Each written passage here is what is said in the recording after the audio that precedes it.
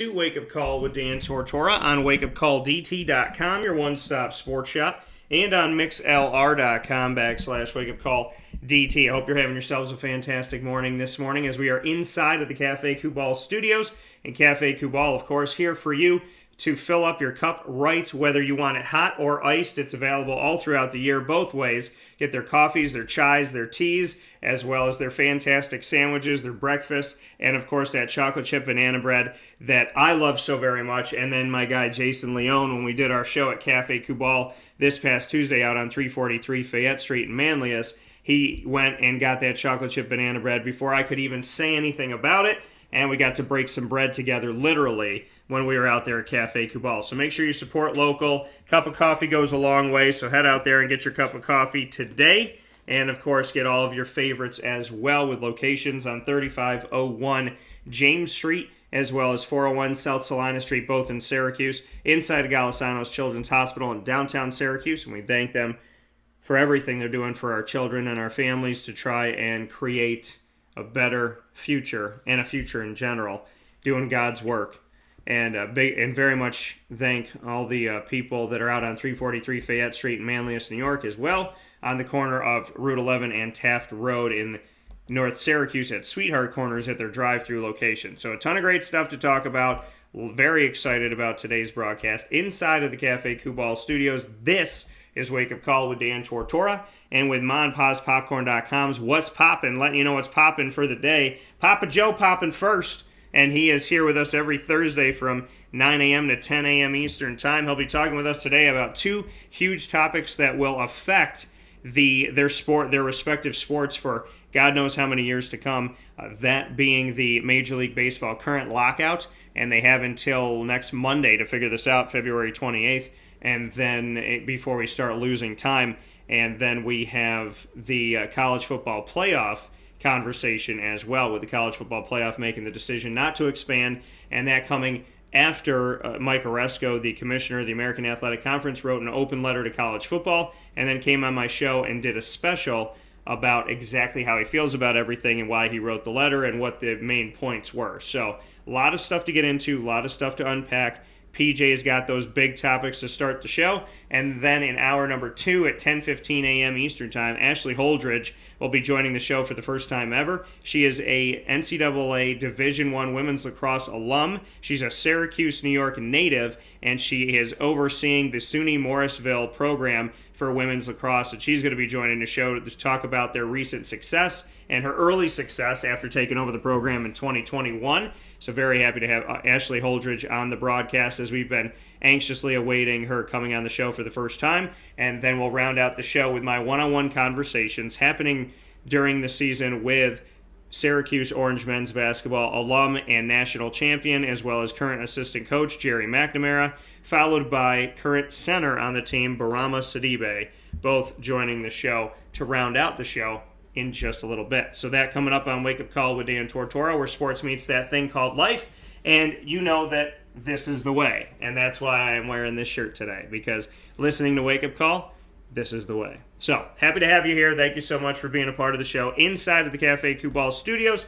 You are watching and listening on Wake Up Call through youtube.com/wakeupcalldt, facebook.com/wakeupcalldt, facebook.com/livenowdt, and of course you are listening worldwide on mixlr.com/wakeupcalldt and on wakeupcalldt.com. So with that being said, let's welcome in the man of the hour, Mr. PJ, Papa Joe. And apparently him and Miss Mary brought some sunshine to Syracuse the last 3 days. Their love, their prayers, and their support has melted our snow and given us our grass, and my grass is looking pretty darn green, so I'm excited about that. PJ, how are we doing today? Good morning, Daniel. Things are fine down here. Beautiful weather, so I can't complain about that. I'm glad you're getting a break from the weather up there. That's good. Even my bros in Milwaukee say it's a little bit better. So they've had a pretty mild winter in Milwaukee. But, it's not over with yet. Not over with, bud. Yeah, I know, and you know what? I'm okay. And obviously, the skies have been blue, the sun has been shining, God has been great. I got a new car from Honda City of Liverpool, so I got nothing to complain about, and I'm very excited about, the opportunity to talk about what we get to talk about today. Unfortunately, we're talking about two things that come with some heaviness to them, and the first one being the Major League Baseball lockout. I started the conversation with my bud Ross Turetsky, who's a fantastic Marywood University alum as well. He is somebody who has gone on in Northeast Pennsylvania to become a sports writer for one of the papers, and he's covering the teams there. He's also a fantastic broadcaster. He has a knowledge of so many things, and he is an avid baseball fan. And so, PJ, I know that you are as well, so we continue the conversation with you to get your thoughts on the fact that we are currently inside of a Major League Baseball lockout. There has been a long history, which I went over last week, of lockouts and strikes, and this is the first one in over 20 years. What are your thoughts? Ridiculous for these people to fight over multi-million dollars like this. It really pisses me off. And right now, I'm watching Fox. I'm a little concerned we're going to go to war here. I'm watching the Ukraine get the hell kicked out of them by Russia. So, but anyway, that's more important than baseball. But to get back to baseball, these sides have never been able to figure things out and try to be fair about both sides. How can the Major League fan, and I've ranted on this before, how can a Major League fan support the situation, either side, it doesn't matter, and then go to ball games and spend almost $1,000? I told you when you go to Milwaukee's expensive. If a family of four goes to Milwaukee, gets the seats, has all the hot dogs and candy and the beer and stuff like that, costs you $20 a beer, you blow $500. I mean, I don't know a lot of families that afford that. And now with this situation here, more monies are going to be added to the full list, unquote. And it's going to be more. It's going to be the fans are going to. Daniel, the fans have got to stand up and say enough is enough. They almost did it 20-something years ago, and it hurt baseball for a while. But doing it this way again, I know negotiations. I've been in negotiations for years.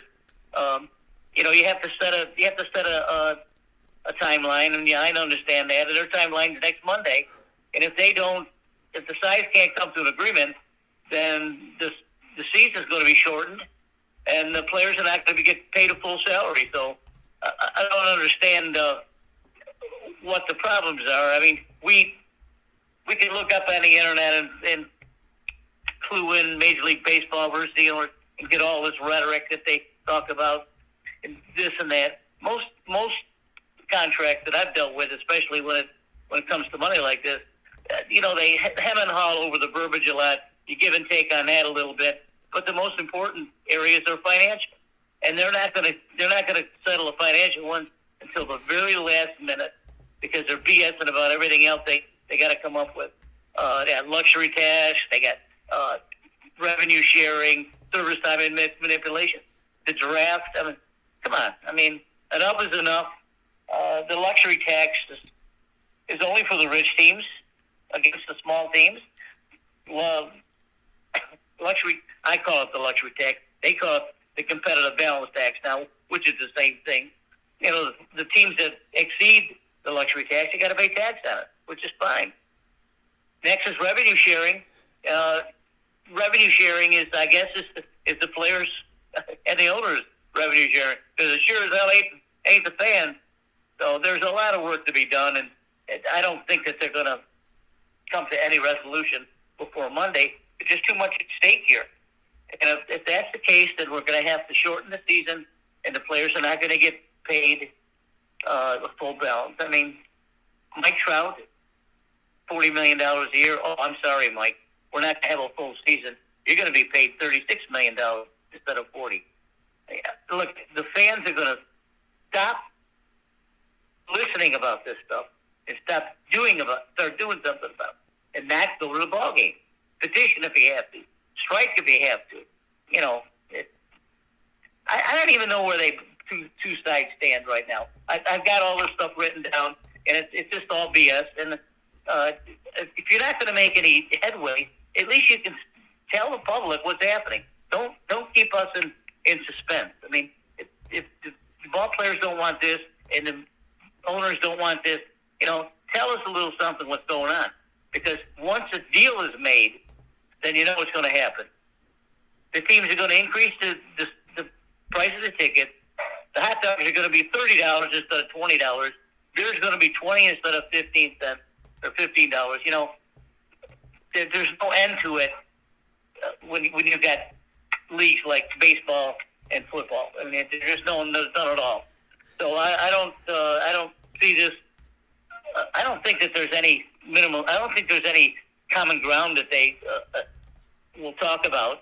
I mean, they've settled some issues, but that are non-money. So we'll see where it goes. I don't look for anything in the next couple of days.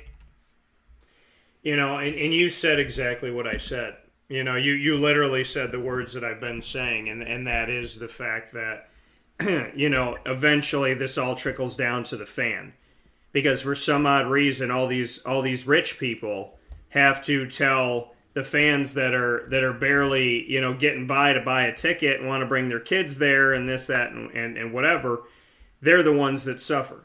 Hey, we had to raise the price of tickets because, we went through the lockout. And, hey, we had to raise the price of hot dogs and beer because we had to go through the lockout. And we've been dealing with all these things with the players, so we had to raise the prices because, we got to pay the players and we got to fix, do their kind. It always comes down. It always trickles down. And I saw a trickle-down effect in a really sad way when I was working at a movie theater. And when oil prices went up and gas prices went up and then the price of the movie reels went up, so then the companies that drive the movie reels to the movie theater were like, hey, the reels are more expensive now, the gas is more expensive now, so in order to drive it to you guys, it's going to cost you more. So then the movie theater said, wow, well, it costs us more to get the movies now, so now we're going to raise the prices. And, it was like when I first started working there, the price of a movie was $5.75, then it was $7.75, and then it just kept going up. And I'm looking at this going like, how do you raise $2 in a year? How do you raise, 50 cents in 6 months and this and that? And people say, oh, it's no big deal. But eventually your movie's $10. It used to be $5. And, somebody has to take a stand. Somebody has to say something. And you're right. Us, the fans, we're the ones that suffer. We're the ones that have to deal with all this BS. When the lowest salary last year was $570,500, that's more than $500,000. That's more than some people will see in a lifetime. And all I'm looking at is going, you don't know how to make $500,000 work? What are you complaining about? And you're an owner of a team and you're making billions upon billions of dollars. You got yachts, you got houses in islands that people don't even know exist. And you're complaining. One side of the table's making billions, the other side of the table's making millions and thousands and tens of thousands and hundreds of thousands, and the fans are sitting here going, I make $20,000 a year, I make $80,000 a year, I make $50,000 a year, I pay taxes out the wazoo, and I'm trying to bring my kids to a game, not all the games, but a game. I can't come to 162 games and spend $500. If I do that, I might as well just pay one of the players to play. So, it's the thing that I can't stand about when two rich sides fight about being rich and who's going to be richer than the other rich side, it's that the poor people are the ones that suffer. It's the middle class that suffers. It's the people that go to the games that are suffering because these people can't figure out if they're going to make 570 or 580 or, God forbid, 565. It's, when hundreds of thousands and millions of dollars is ridiculous when eventually it ends up hitting the people in the pocket that are buying a $100 ticket to sit on the top of Yankee Stadium where they can touch the Goodyear blimp that's going by. Terrible. Yeah, I've been up there at Yankee Stadium. I've been up there. You can barely see the players for crying out loud. Yeah, it's not a good situation. And I don't know why both sides have to be so greedy. They should be able to figure out that the fans are definitely going to start revolting again. And if that happens, it's going to take 3 or 4 years to get them back to the ball games like it did 20-something years ago. My brother-in-law, Bruce, who's my closest bro up there in Milwaukee, he's still pissed off about what happened to that. And he doesn't go to the Brewer games. When we go up there for our summer vacation, we always try to go to one Brewer game. We get a bunch of the family, 18, 20 of us, and we go have a ball. But Bruce doesn't come. He's still pissed off about it. And it is expensive. Let me tell you. And I don't know. Each one of these teams has their own, TV deal with the local market. And I guess the revenue sharing and the luxury tax has something to do with small markets not being able to be competitive with the big markets. Now, when you have a cable deal in New York or Boston or Chicago, it's not anywhere near what say Milwaukee does. Because Milwaukee's supposed to be a small market team. Well, Milwaukee does real well because their attendance is over 3 million every year. So you multiply 3 million times 50 times the tickets, and that's what they're gated on top of everything else. So there isn't a way that you can appease the baseball fan, me included. Now, I'm fortunate enough because my wife loves me very much and she wants me to be happy, so she buys me the MLB package. So I'm in a little bit better position than most people because I can afford that, and I'll be able to sit. I'm retired. I can be able to sit in my chair and I can flip around the 5 or 6 different games and keep a pulse on what's happening. But I'd rather keep a pulse on live playing instead of keep a pulse on what these guys are doing now. It seems like the hierarchy of the Major League Baseball doesn't have a firm understanding what the owners go through, and vice versa. Some of these owners don't give a damn about the players. The fan doesn't understand that. The fan doesn't understand how a Major League Baseball player can be paid $600,000 or $700,000 a year. And you have out there that makes $25,000 a year, maybe can go to 1 game a year because he can't afford his ticket, or the beer or the hot dogs. And believe me, the hot dog, you got to have a bratwurst when you go to Milwaukee. That I got to give him credit for. And so, I mean, we look at this, or we look at what it's done to baseball, and we look at how it's affected baseball. I gave a little history when I was there with Ross this past week, and I'll touch people, up about this and let you know here. First ever lockout, strike, whatever you want to call it. The first ever strike was in 1972 in Major League Baseball. It lasted for 13 days, April 1st to the 13th in 1972. The next one was in 73, from February 8th to the 25th, a 17-day lockout in 1973. In 1976, there was a 17-day one from March 1st to the 17th. And then we had the 1980 strike that only lasted 8 days, April 1st to the 8th. In 1981, we had one that lasted over a month, June 12th to July 31st. In 1985, we had one that lasted 2 days, August 6th to the 7th, right before I was born in 85, born on October 21st. In 1990, we had one that lasted over a month, February 15th to March 18th. In 1994-95 was the most awful one. It was a August 12th in 1994 to March 31st, 1995.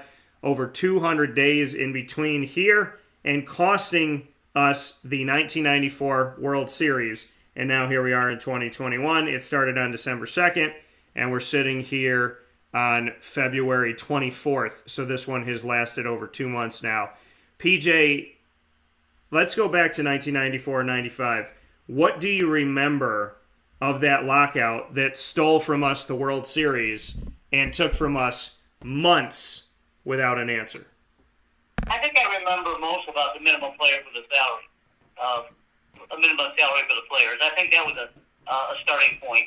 There are other issues too, and all of them are revenue, have to do with revenue, not non-revenue portions in their contract. It wasn't really that. It all comes down to the money. You can't, the players can't begrudge the owners because they have a nice franchise and they're worth $2 billion. I mean, you can't begrudge them that. So, if you want to play hardball, you got to be able to understand what the other side is saying. And in most cases, both sides are so obstinate. I've been in negotiations where I'm looking at myself and I'm thinking to myself, why is this happening when we're so close, and why can't we come to an agreement? And I used to tell myself, my people, I'd say, listen, we're going to lock ourselves in a room with coffee and pizza and water, and we're going to sit here until we hammer this thing out. And that's what these two sides don't want to do. They don't want to go into it at length and continue to negotiate because they think that they'll miss something. They got to go back to their populace. They got to say, well, this is what we agreed with. Then the populace is like, oh, no, that's not what we don't like that. Then they got to go back with egg on their face. So it was, you got two smart people usually running the show. I don't know who's. Tony Clark, I think, is still with the Major League Baseball. Don't know anything about him. I don't even know if he's a college graduate. But then you got the lawyers on the other side. All of the owners are mostly multi-billionaires, and half of them are lawyers. They're just smart guys or MBAs. There isn't any common ground this year like it was. And the common ground, if they use the common ground, then it's going to be not revenue-related issues that they can settle. At least make some kind of headway and say to the fans, listen, we agreed on such and such this time, and we're going to be reviewing such and such this time.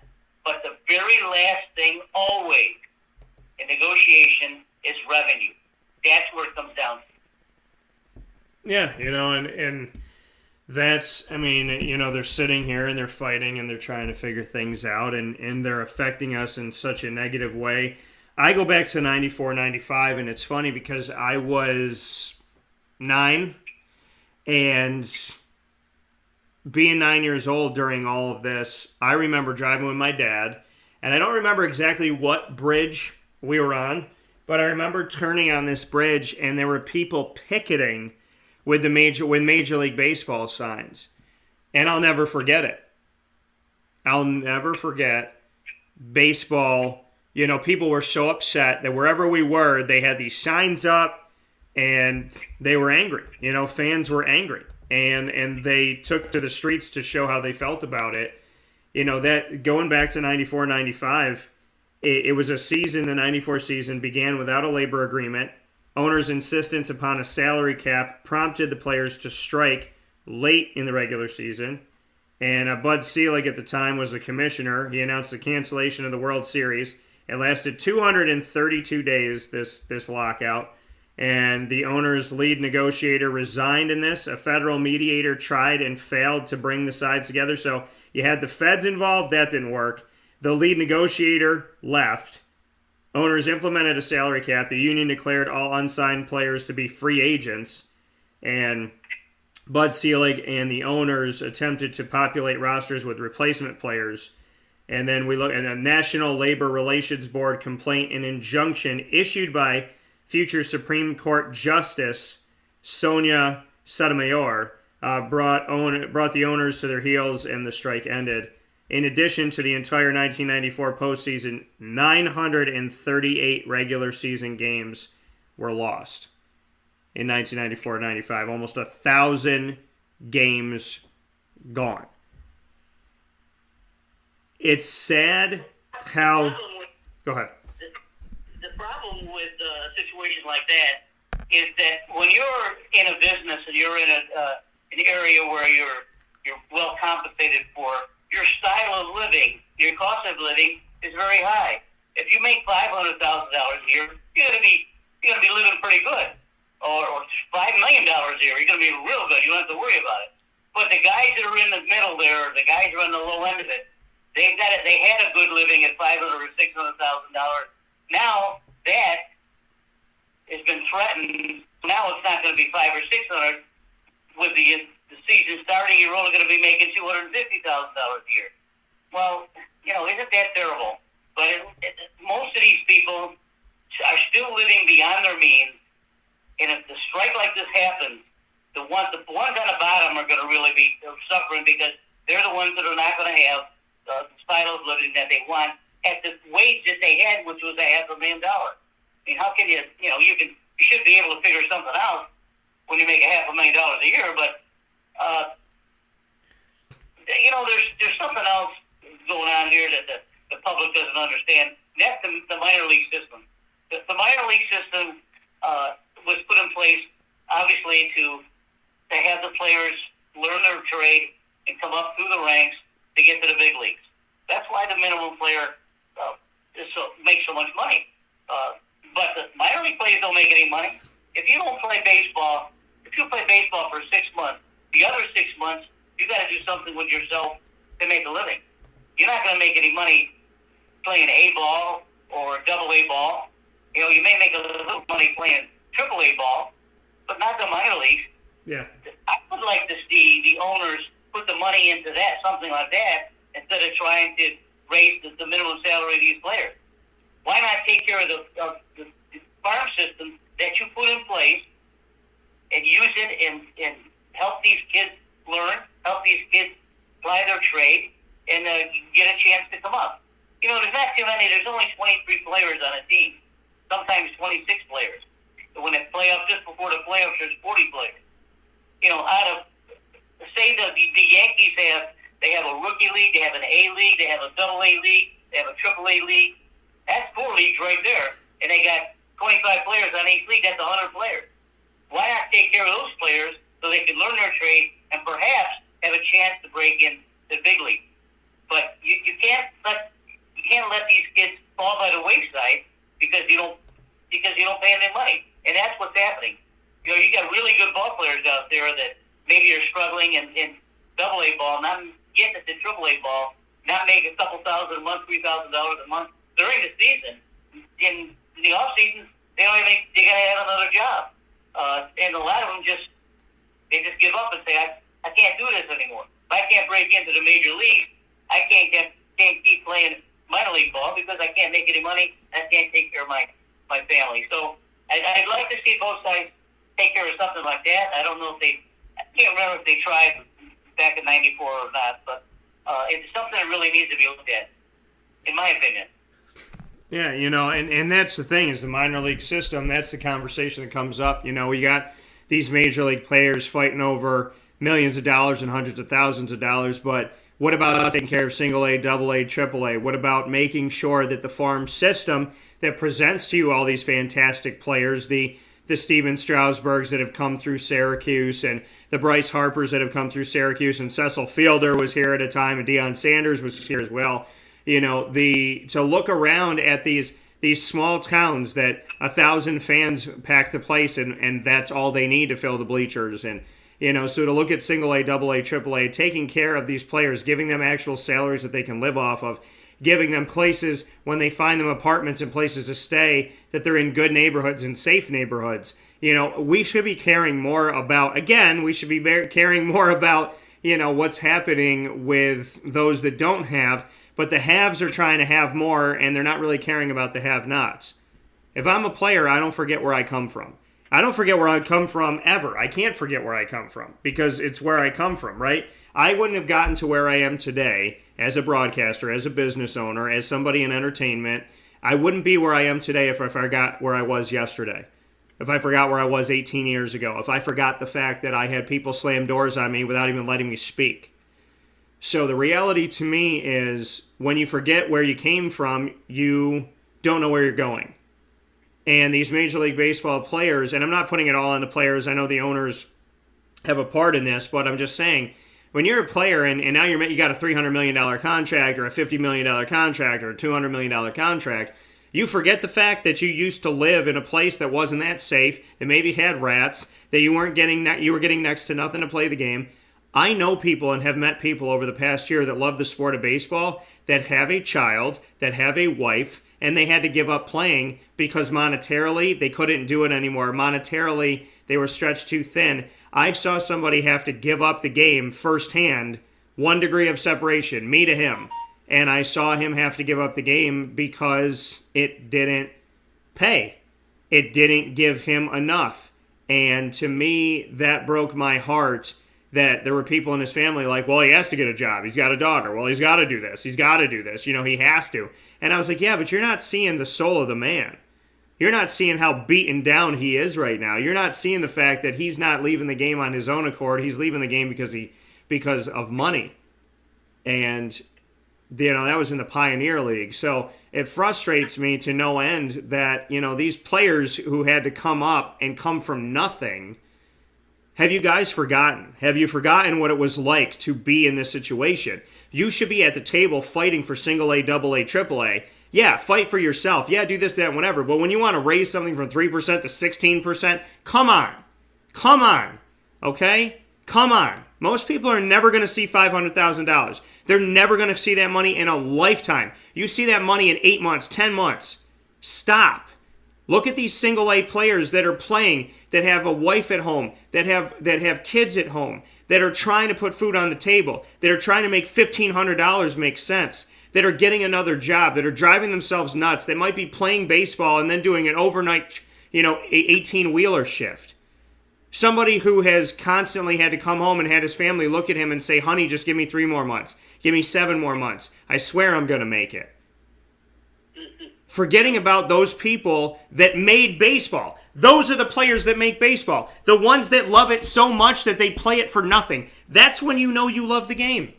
When you know you love something, it's when you're willing to do it when you make nothing. I could have applied for food stamps at the last radio station I worked at. They paid me nothing. They paid me in a year what I now make in a month plus some.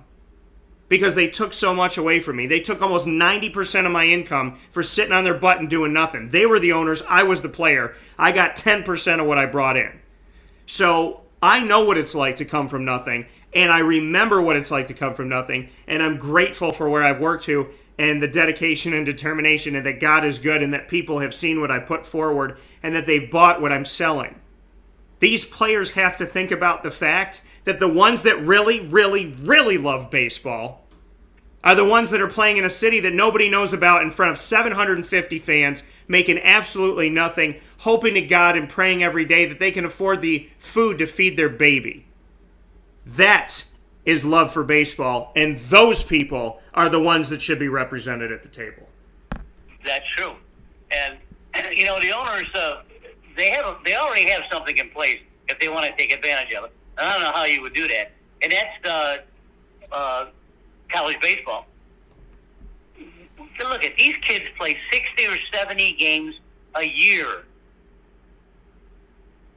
And they're drafted by they're drafted by the NBA, they're drafted by Major League Baseball, and then they're thrown into a bunch of guys that are playing A ball or double A ball. And they're already better than that. They can really dump the whole system and use college baseball as their farm clubs. Why not? The kids are playing. If you play University of Florida, if you're a high school All-American and you're not happy with the prospect of playing Major League Baseball because you haven't got a big enough bonus yet, and you go back to Florida and you play as a freshman, you go back and play as a junior, you're drafted again, you don't like the situation, you play 4 years of college, you've probably played over 200 games, including the playoffs. What do you need to go to AA or AAA for? If you're good enough, you play it in the Major League. Of course, they still use aluminum bats in those leagues, but there is one league, I think you mentioned it, the Pioneer League, that uses wood bats. But, there's no easy way to get out of this. I'd like to see them take advantage of the college players instead of the rookie leagues and the A League and B. What do you got? If a kid plays for Alabama or a kid plays for Syracuse, played 2 or 3 years of baseball, played over 150 games, he's drafted, why does he have to go to double A ball or single A ball? He already knows how to play the game. So, I don't know. I love the game, and I'm going to continue watching it. I'll be watching this situation carefully and probably comment on it a little bit more in depth because I really haven't followed it because it's not into the throes yet of threatening or else, Once it gets down to the nitty-gritty, then some of the other points are going to start to come out. We're not getting any information from both sides about what the problems are. Sure, we know what the revenue problems are and the money problems are, but there may be some other problems there too. Yeah, and you and I, flashback 2020, you and I, when they were trying to figure out a season during the pandemic and in the heat of the pandemic, you and I agreed that their inability to figure out a season in the midst of a pandemic, in the midst of health and safety issues, when they couldn't figure out how to come together at a time when the world needed each other, what'd I tell you? I said, this nasty divorce is spilled off into social media, and if this is how they treat each other now, it's just a precursor to the fact that this is not going to go well when the agreement ends. And look at exactly what happened. We called this 2 years ago, and now we're sitting here saying, if you and I knew it was coming, why didn't they prepare for it? Yeah, that's true. The owners are going to sit on their money because it makes them a lot of money just sitting there. Their stadium's not going to be in use. The players are not going to be playing. The fans are going to be pissed. I'm going to be pissed. So I wish them luck. I hope that maybe next week we'll have more details. Maybe next week they'll have an agreement, but we don't know. You can talk about all this stuff all day long, but it's not going to do any good because they're only going to do what they want to do. Look at Major League Baseball. If they have this continual lockout, they're not going to have makeup games. They're not going to have makeup games with doubleheaders, and they're not going to lengthen the season. So whatever they agree to, they're going to agree to that season, not lengthen it. So if you keep messing around like this for the next couple of weeks, you got spring training. Spring training is going to be late. Now your catchers and pitchers are going to have to come with the rest of the teams. The pitchers are not going to be in shape, and they won't be able to throw hard in the first week of the season. Then you have a bunch of injuries and It's no good. So if they're going to make a deal, it's got to make a deal quick because spring training is already college baseball is already. My team Flagler here in St. Augustine has already played 5 games. And it's what? It's the end of February, for crying out loud. So when the Major League camps are open and they're ready for business and they're getting players ready to go for opening day, that's one thing. But if they're going to cut into this, they're going to come into the timeline, and Major League Baseball refuses to make up games with doubleheaders or lengthening the season, then you got a problem. Yeah, and once you start attacking the season, listen, 94-95 almost killed baseball. And, PJ, something interesting happened here recently, and that is that Roger Clemens, Barry Bonds, and Sammy Sosa did not get enough votes to get voted into the Baseball Hall of Fame from the writers, and this was their final year on the ballot. What are your thoughts about, especially with Sammy Sosa and Mark McGwire saving baseball after the 94-95 strike? What is your take on the fact that we've now come to a point where we may never see Roger Clemens, Barry Bonds, or Sammy Sosa in the Hall of Fame? They're cheats, Daniel. They cheated. They cheated themselves. They cheated the game. They cheated the fans. They're cheats. They shouldn't be going anywhere. Barry Bonds is a jerk, period. With a hell of a ball player. All of a sudden, he comes to training camp one year. He's filled out 30 pounds, and guys can't understand where the hell he got it from. Well, they understand now. It was never proven, but baseball writers are not dummies. They know what's happening. I'd love to see Roger Clemens in the Hall of Fame, but I would never vote for him because he cheated also. Guy was 45 years old and still throwing no-hitters. Come on. That doesn't make – you can't physically do that. Not worth it. Sammy Sosa, to me, was a marginal ball player anyway. If he's eligible for Hall of Fame just because they hit a lot of homers, I don't think he's eligible for it. I want to see a good all-around ball player like an Ernie Banks or someone like that to come through. Like, look at Dustin Pedroia for Boston. He just retired after 13 years with the Red Sox. He was an MVP. He was a Rookie of the Year. A player like that played hard, was a little guy, played against the big guys. Now he deserves a shot at the Hall of Fame. Not these other idiots. They're cheats. They're liars, and they're cheats. Something I can tell you about racing I follow, pretty much, thoroughbred racing. And Bob Baffert, who happens to be one of the best trainers in the country, he thinks he's one of the best trainers in the country.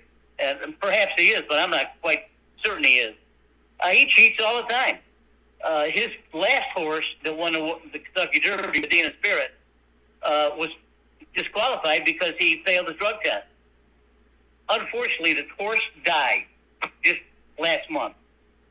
And the Kentucky Racing Commission came up with something to tell Mr. Baffert that we're going to disqualify your horse. We're going to give the money to the second place runner. You're going to be suspended for 90 days on top of the 2 years that you're already suspended and going to be fined $50,000. Now, Baffert is brilliant around horses, but he cheats. New York Racing Association won't have him around. Now, he may have some good lawyers to try to buck that, but you can hold your ground on that. So whether it's racing or it's baseball or football, if you cheat, you shouldn't have to take advantage. You shouldn't be able to participate in your sport anymore.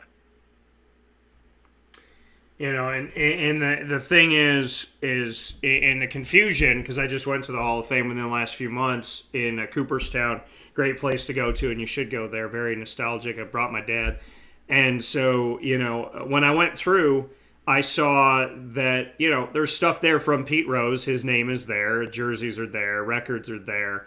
Barry Bonds' ball is there. Sammy Sosa and Mark McGuire's jerseys and bats are there. But they're not there. And what confuses me is why their stuff is there.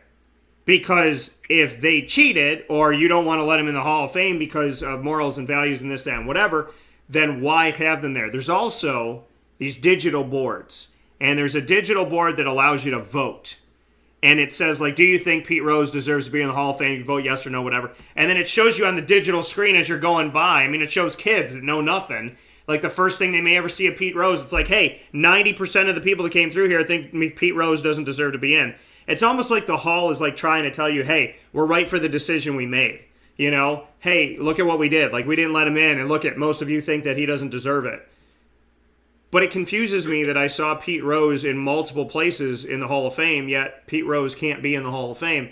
If you can't be in, you can't be in. And I don't think the stuff should be in.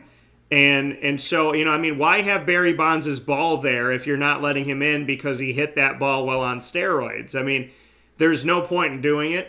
I said if you wanted to let all of this memorabilia in and let these people in, just have an asterisk room and say on the asterisk room before you walk in, some of the stuff or all of the stuff that happened in this room happened while under steroids. So, you know, just have a disclaimer that says every player and everything and every part of history you're about to see happened with an unfair advantage.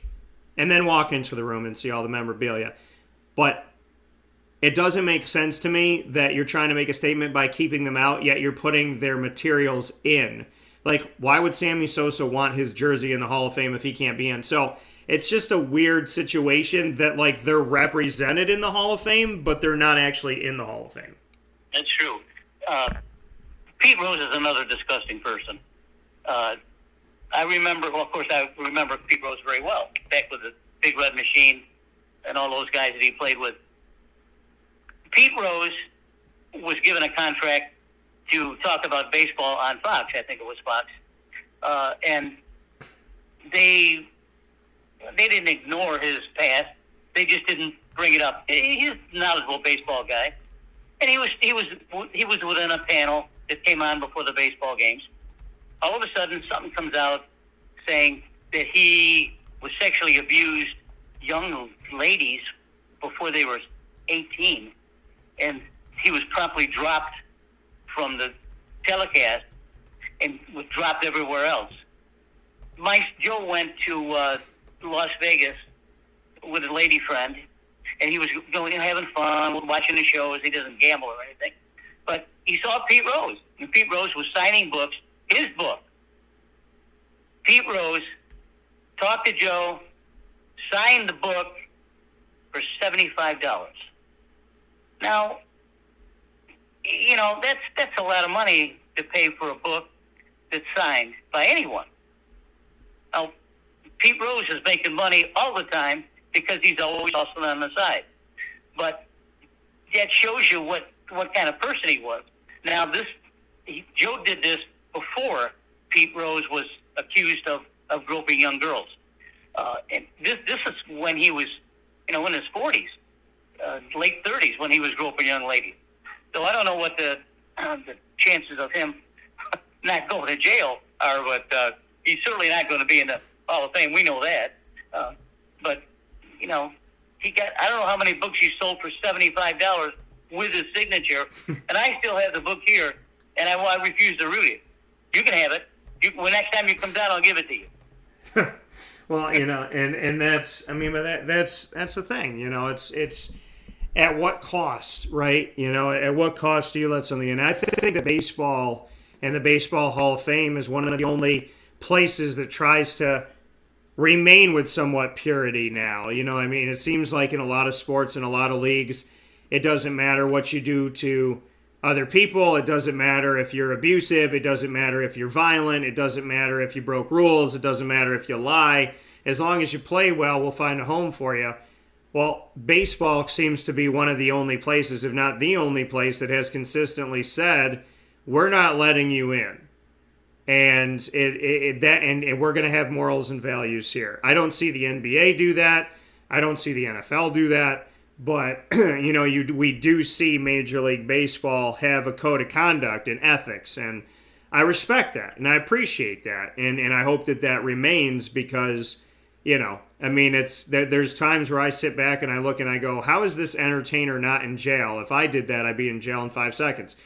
Or how is this politician not in jail? And so, I think for me, Major League Baseball is still trying to keep some purity, still trying to, keep things positive, and still trying to, kind of keep that spit shine on the window. So, I appreciate that. And I think that, hopefully they can focus on the things that matter, the task at hand, and remember the fact that, the more you keep yourself away, the more you keep your product away from people. People have so much to do nowadays. There are so many things trying to get people's attention that the more you keep your product away from the people, the more your people will stay away from your product. So, I think baseball needs to understand that. How about that? The more you keep your product away from the people, the more the people want to stay away from your product. Why don't I be the mediator of this dang thing and get this Players Association and League together? Because that one statement is pretty darn clear. So we will take a step aside for a fast break on Wake Up Call with Dan Tortora with Papa Joe. When we spin back around here where sports meets that thing called life, we'll switch gears from one field to another as we talk about the college football playoff and their decision to stay at 4. Instead of advancing to 12 or even expanding to anything, they're going to stay at 4 for the foreseeable future up until 2026 at least. We'll talk about it right after this.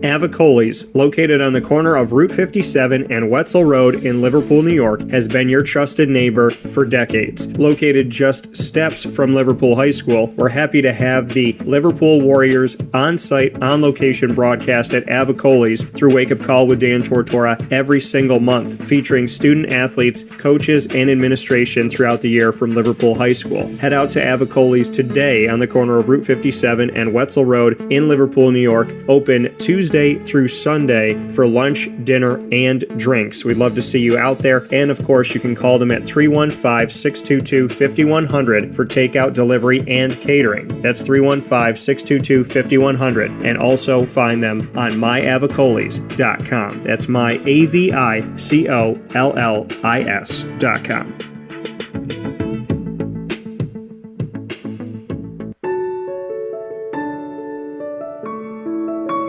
Having peace of mind when you're out of town that your furry-loving friend is safe and sound means taking them to Canine Campground, because we all know that when it comes to the love of our pets, it goes well beyond the call of duty to make sure they're safe and sound. Right, Lily?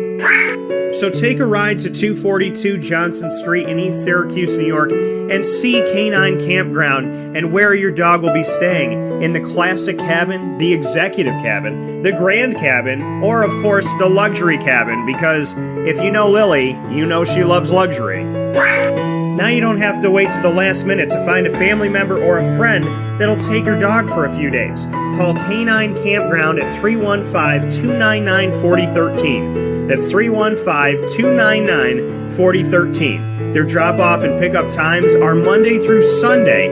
Check K9campground.com for more information. That's the letter K, the number 9, and campground spelled with a K.com. K9campground.com. When you're going out of town, bring your dog to Canine Campground.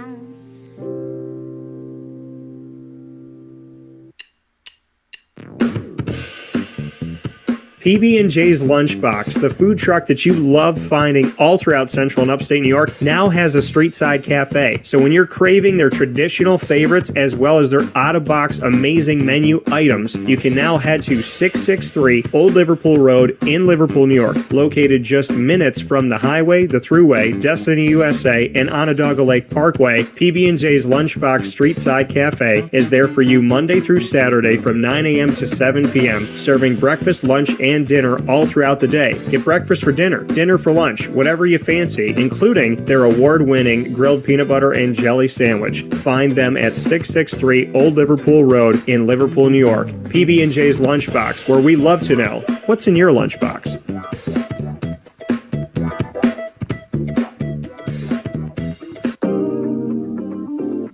As a patient, what do we want? To be cared for, to be listened to, and to have someone walk us through the process on our path to victory. Victory Sports Medicine and Orthopedics does all of those things beautifully, with Dr. Mark Petropoli leading the team on 791 West Genesee Street in Skaneateles, New York, located minutes from beautiful Skaneateles Lake. Whatever your injury may be from head to toe, preventative care, rehab, physical therapy, laser therapy, and surgery are all available at Victory Sports Medicine and Orthopedics, where they care about us, they listen to us, and they understand that everyone's path to victory is a little bit different. Let them help you on yours by calling 315-685-7544 to make your appointment today. That's 315-685-7544. And find out more information at victorysportsmedicine.com.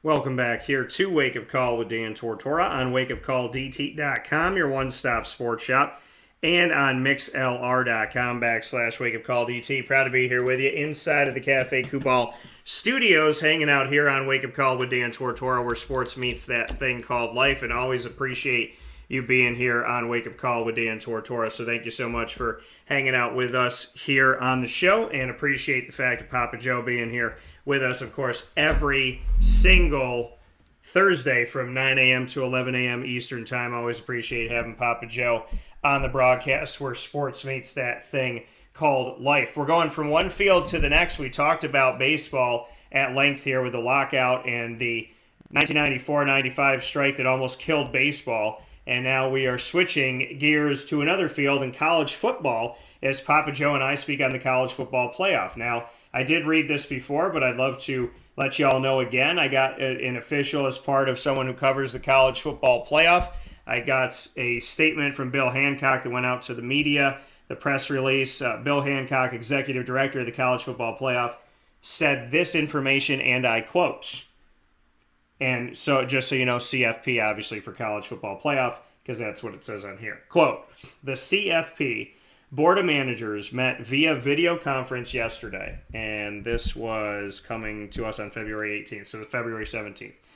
So the CF Board of Managers met via video conference yesterday as a follow-up to a video meeting earlier this week conducted by the CFP Management Committee. The Board of Managers has accepted a recommendation from the Management Committee to continue the current 4-team playoff for the next 4 years, as called for in the CFP's original 12-year plan. At the same time, the board expects the management committee to continue its discussions of a new format that would go into effect for the 2026-27 season. Even though the outcome did not lead to a recommendation for an earlier expansion before the end of the current 12-year contract, the discussions have been helpful and informative. I'm sure they will serve as a useful guide for the Board of Managers and for the Management Committee as we determine what the playoff will look like beginning in the 2026-27 season. I thank the working group for its hard work that resulted in the 12-team proposal and the Management Committee for its thorough and diligent job reviewing it and other possible expansion ideas. This has been a long, careful, and detailed process that involved many people considering a complex matter. I'm grateful to everyone for their dedication to college football and the detailed and deliberative effort everyone put into consideration of a different format. I know the 4-team event will continue to be successful. End quote. Once again, statement coming from Bill Hancock, executive director of the college football playoff. He said a whole lot of nothing in that for me, PJ. And so, I mean, what's your take on the fact that the college football playoff is going to remain at 4 schools of the 130 FBS teams and not expand any farther than that? I don't know why they got to wait till 2026. Doesn't make any sense.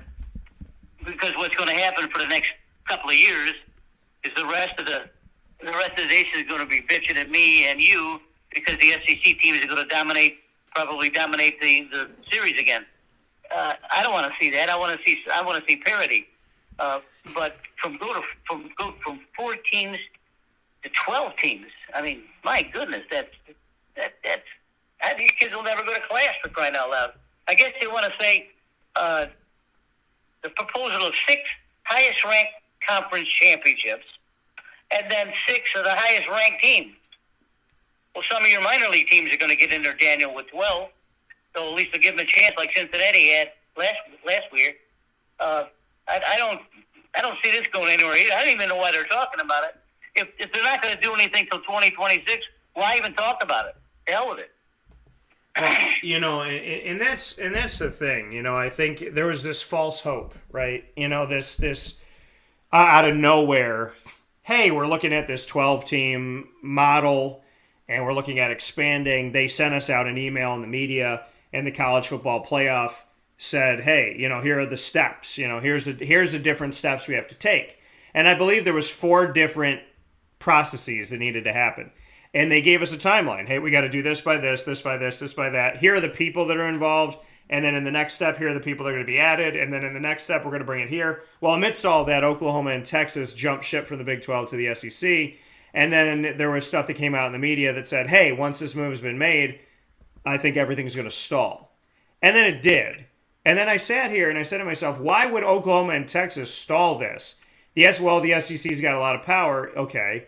But the SEC becoming more powerful shouldn't have stalled this, because if they expand to 12, the SEC is going to have 6 teams.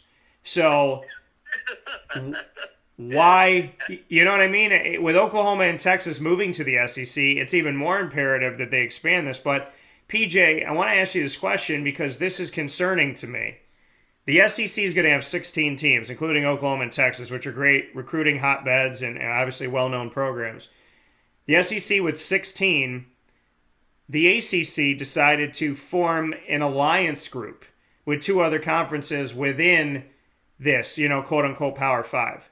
So you have the SEC on its own, you have the Big 12 on its own, and then you have the Pac-12, the Big 10, and the ACC bonding together to form a joint alliance. So there's 10 conferences in FBS. There's 5 that are autonomous. Of those 5, 3 of them formed an alliance after the SEC expanded. So there's like a pocket group within a pocket group. What are your thoughts on the fact that there's 3 in the autonomy group that are now together, the Big 12's by itself, the SEC's by itself, and then the other 5 conferences are all by themselves? What are they trying to prove with a coalition of 3? I don't understand it. What power can they exert? Are they saying that because we were formed an alliance of 3 of us that we demand 3 teams go to the playoff? I mean, what's the purpose of that? It's certainly not monetary unless they come up with some type of revenue sharing plan like some of the SEC teams. A lot of these conferences, these teams don't make any money, Daniel. A lot of them struggle, including the ACC, which is extremely powerful. Even the SEC, some of the bottom teams don't make any money. Their sports budget is held less than Alabama or Florida or Georgia. It's ridiculous. What is the purpose of lining 3 conferences together? Well, and that's been the big question. Is why did there need to be this joint alliance? Why did they meet right after Oklahoma and Texas decided to jump for the SEC? It looks like it was in response. And the thing is, what's the point? If you want to say in the media, it's just to build, for the future, and it's just to, share information. No, it's not. If you've built a joint alliance and I don't believe in coincidences. If you built a joint alliance right after a conference that's already the top conference in the country got bigger, Your joint alliance is in response to that. Your joint alliance is in response to the fact that the SEC could make its own league. They have almost 20 teams. They have half of what the NFL has right now. With Oklahoma and Texas, they have 16. The NFL has 32. So, and when you look at the SEC from top to bottom, you can argue and say the bottom teams there are like the bad NFL teams, and the top teams there are like the good NFL teams, and some of those teams could probably beat NFL teams. So, I think for me, looking at this joint alliance, you can say whatever you want it to say, but you don't form a public alliance with 3 conferences that are within the autonomy group of 5 that's also called the Power 5, and I want people to be clear on this. Power 5 is a media term, which I think is ridiculous. Autonomy 5, the autonomous group, the autonomous group of conferences there, that is actually a legislative term. That's a legal term. That means that they have form of self-government. And so, that's why I call them the autonomy group, to be clear, because that's their actual name. To have the joint alliance formed within this group, number one, if I'm the Big 12, I'm going, yo, what the hell? Like, I'm not a part of this. The SEC, this is what's happening to college football. And people don't understand this. This is what's happening to college football. When the autonomy group decided to be autonomous, I met with John Swofford twice, the ACC commissioner at the time. And I spoke with John Swofford, who was part of orchestrating the realignment that brought in Syracuse, Notre Dame, Louisville, and Pittsburgh to the ACC. When I sat with John, I said, John, you guys you chose the name autonomy. You chose that for a reason. By definition, that means self-governing. If you are a self-governing group within a government of the NCAA, you're essentially saying that you are floating within this, but you kind of own yourselves, and at any given time you can leave. Correct me if I'm wrong. If you're self-governing, can't you leave at some point? Have you discussed that? And he said, well, it's not out of the realm of possibility. It is something that we've thought about. Speaking on the 5 leagues that were, 5 conferences, Pac-12, Big 12, Big 10, SEC, and ACC. Well, this is how I look at it now, after we had that conversation years ago, and there's been an evolution. This is what I think about college football now. The SEC is in a place to start their own league.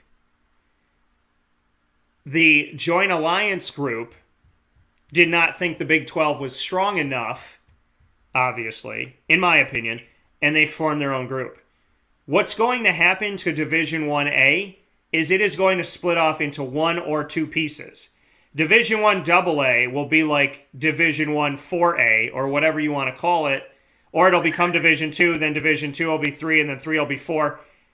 The way that college football is going right now is that either we're going to become a bunch of super conferences, and we're going to somehow become cyclical, as most things are in life, and we're going to go back to 4 conferences that have a ton of schools within them, and these 4 conferences are going to represent pieces of the country, the South, like the Big South that exists right now that just had its 100-year anniversary, or I'm sorry, the South, what is it, the South Conference, the Conference of the South that just had its 100-year anniversary used to have SEC teams and ACC teams. There used to be Clemson, Georgia used to be there.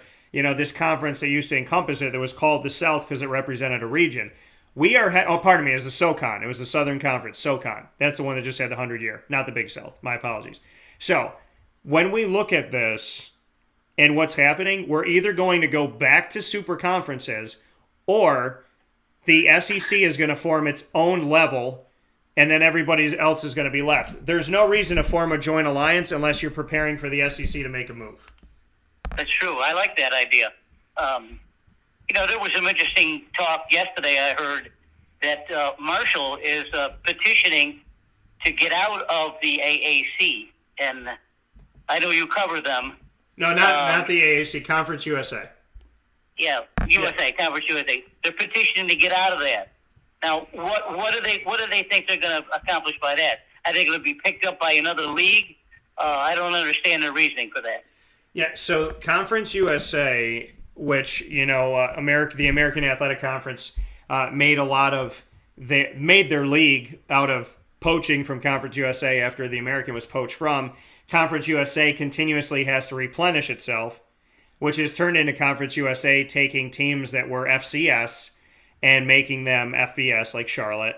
And now Charlotte's leaving for the AAC. So Conference USA has to keep reloading because the American has to keep reloading because these, autonomy conferences keep stealing and keep taking these schools and poaching and whatnot.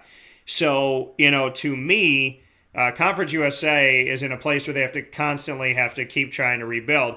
Well, Old Dominion and Marshall and Southern Mississippi are all in Conference USA.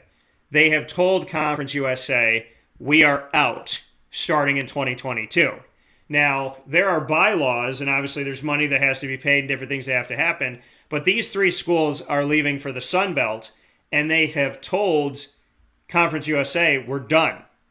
And it's spilled out into the public. I actually talked about this a week or two ago, that they all came out with public statements saying, we are leaving, and their statements are very similar to each other. Very, very similar statements, kind of like the three of these schools got together and said, how are we going to put together our press release? And then they kind of just did like almost the same press release, a lot of the same jargon. And they said, listen, we talked to Conference USA. We told them we're leaving. They are not listening to us. We're still leaving. Well, amidst all of this, Conference USA came out with their 2022 football schedule, and it has Marshall, Old Dominion, and Southern Miss. So now they've told the teams within the conference, and they've told all these other teams, hey, we're playing against you. And so now these three schools are saying, you need to do something, Conference USA, because we're not playing in your conference, which means you're affecting all the other schools within your conference. So now the 2022 Conference USA football schedule has these three schools in, and if they decide to leave, and this becomes another battle like we have with the MLB PA and the MLB, if these three schools leaving continue to fight with Conference USA and refuse to play, that's going to affect the schedules of every other team within the conference. Well, good. I'm glad you explained that. Marshall and Southern Miss and those teams, you mentioned that they've always been mid-major teams. Nothing really serious, nothing too bad, nothing too good. I remember Marshall, of course, losing their whole team when their plane crashed. By the way, Mary got her master's from Marshall, which she follows them quite a bit. Marshall may be looking for money. They may want to try to align themselves with a conference that has a better TV deal or something like that.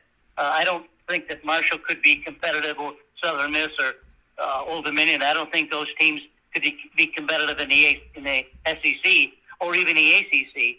So I'm not sure what the rationale is. I don't get it. I mean, it's got to be monetary, or they wouldn't be doing it. Yeah, and with Conference USA, I mean, obviously the 6 teams that are leaving to become full members of the American Athletic, to bring them to 14 for the first time ever, those schools are all coming from Conference USA, and obviously they see the TV deal as a big part of it. So, the Sun Belt is trying to pass Conference USA. They're trying to rival the American Athletic. And now the Sun Belt is expanding with the 3 from Conference USA. And then, the American is expanding with the 6. Conference USA is now, diminishing to, barely have 10 schools now. So, they're in a place where they have to figure things out. But yeah, it's become a very dicey world that we live in today. And, I want to see conferences survive, and I want to see them continue and thrive. And as it stands right now, the current state of conference realignment is putting us in a position where conferences are in danger. And the American Athletic Commissioner, Mike Oresco, said to me, hey, we took 6. He said, we could have taken less, we could have taken more. He said, we took 6 to have 14 just to be prepared for realignment. He's like, we kind of expanded to 14 football schools just in case this happens again, because if it happens again, then we may not have to take any more schools. So we kind of maybe took more than we needed to be prepared for realignment again. So, it's an interesting world we're living in. I wish these conferences would just find a way to play nice with each other, because I don't like seeing the dissolving of any conference. And with Conference USA right now and their quarrel with the teams that are leaving right now that want to leave early, listen, if there's bylaws and there's contracts, they have to abide by them. That's just plain and simple. So if these 3 schools are going, we're leaving no matter what, and they can't legally do it, well, then I guess they're not playing football this year.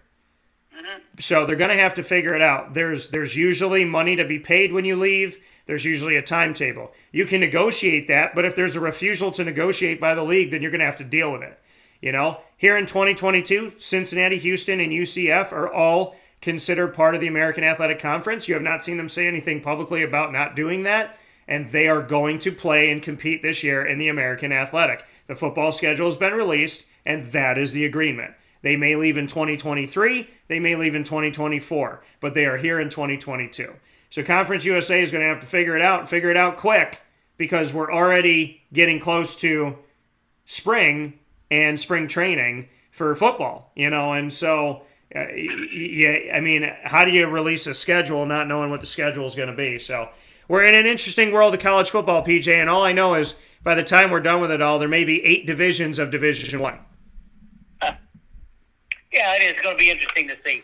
I really can't wait for Texas and Oklahoma to play these teams. It's going to be, they'll be killing each other in that league. You're right, but they will dominate the landscape for sure for years to come. That coming from Papa Joe, as always. Appreciate the time on both fields, Major League Baseball and college football.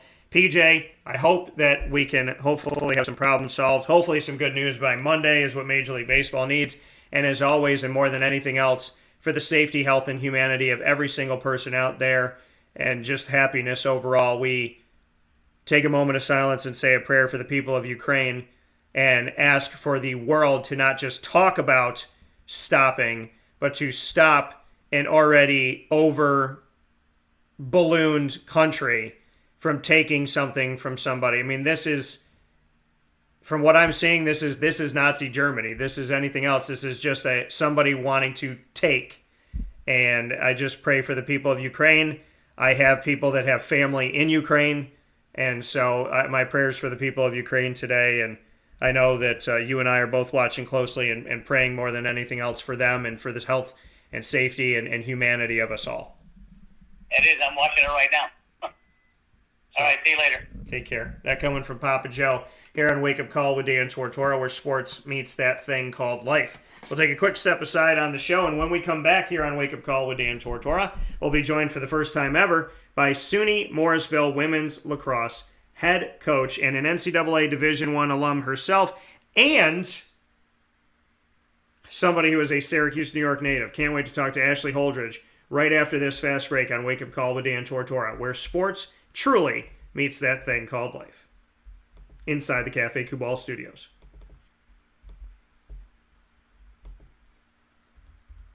Carvel DeWitt, it's what happy tastes like. Do you know why? Because we make ice cream. Creamy, rich, flavorful ice cream. Not yogurt or iced milk like some of our competitors. Ice cream. Fresh, by hand, daily. For the calorie conscious, we have something new for you. Our new Carvelite. Same great flavor, creaminess, and texture of our regular ice cream with only 35 calories an ounce. So whether you want an ice cream cake, flying saucer, dasher, carvalanche, hard or soft ice cream, we will satisfy your craving with our fresh, handmade regular or new Carvelite ice cream. Carvel DeWitt. It's what happy tastes like.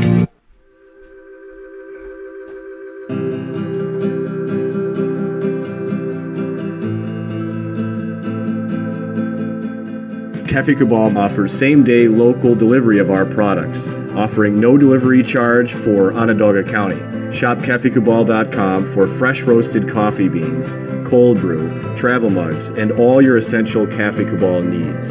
Cafe Kubal, coffee for the soul.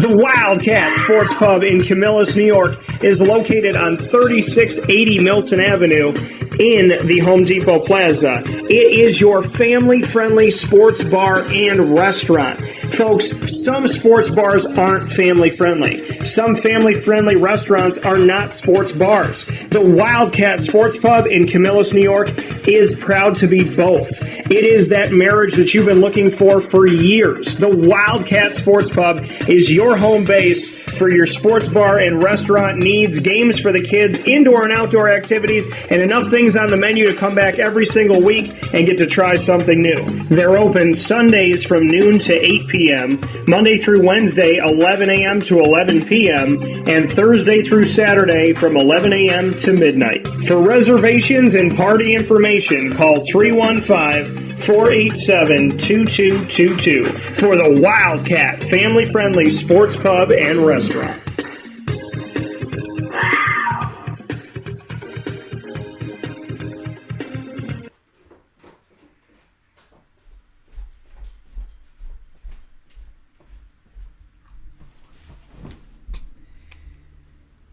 Welcome back here to Wake Up Call with Dan Tortora on wakeupcalldt.com, your one-stop sports shop, and on mixlr.com/wakeupcalldt. Proud to be here with you inside the Cafe Kubal studios every Monday through Friday from 9 a.m. to 11 a.m. Eastern Time, where sports meets that thing called life. Always appreciate being here with you. And Cafe Kubal has locations on 3501 James Street as well as 401 South Salina Street in Syracuse. You can find them inside of Golisano's Children's Hospital in downtown Syracuse.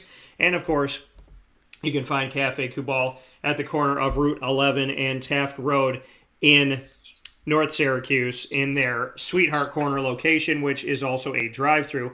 And, of course, this week we are at 343 Fayette Street in Manlius. I call it the Manlius Welcome Center. Giant brown building where all the roads converge in Manlius. You cannot miss it. Cafe Kubal out there, and I was just there with Jason Leone of Oswego State men's basketball team. Definitely make sure you go out and support them and pack the zeal tomorrow, this Friday, February 25th at 7:30 p.m. as they start the SUNYAC playoffs. So a lot of great stuff coming up here, and always love reaching out to people all over the country and, of course, all over the world and in our community. There is so many stories to tell and so many great people to tell those stories. Ashley Holdridge is next up to tell her story here on Wake Up Call with Dan Tortora, and I'm so honored to have her here with us.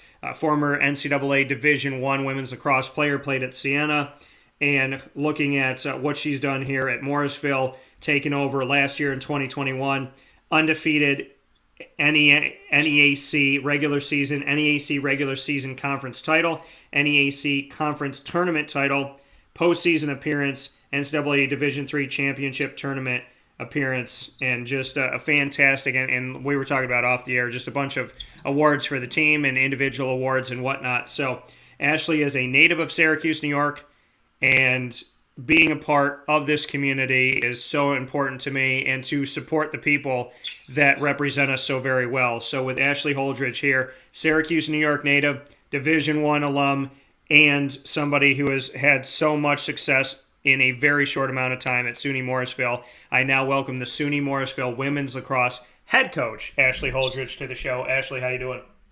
Good. How are you, Dan? Doing very well. And Ashley, just to kind of get things started, why lacrosse? Why did you fall in love with it? Why is it important to you? Where did it all begin for you?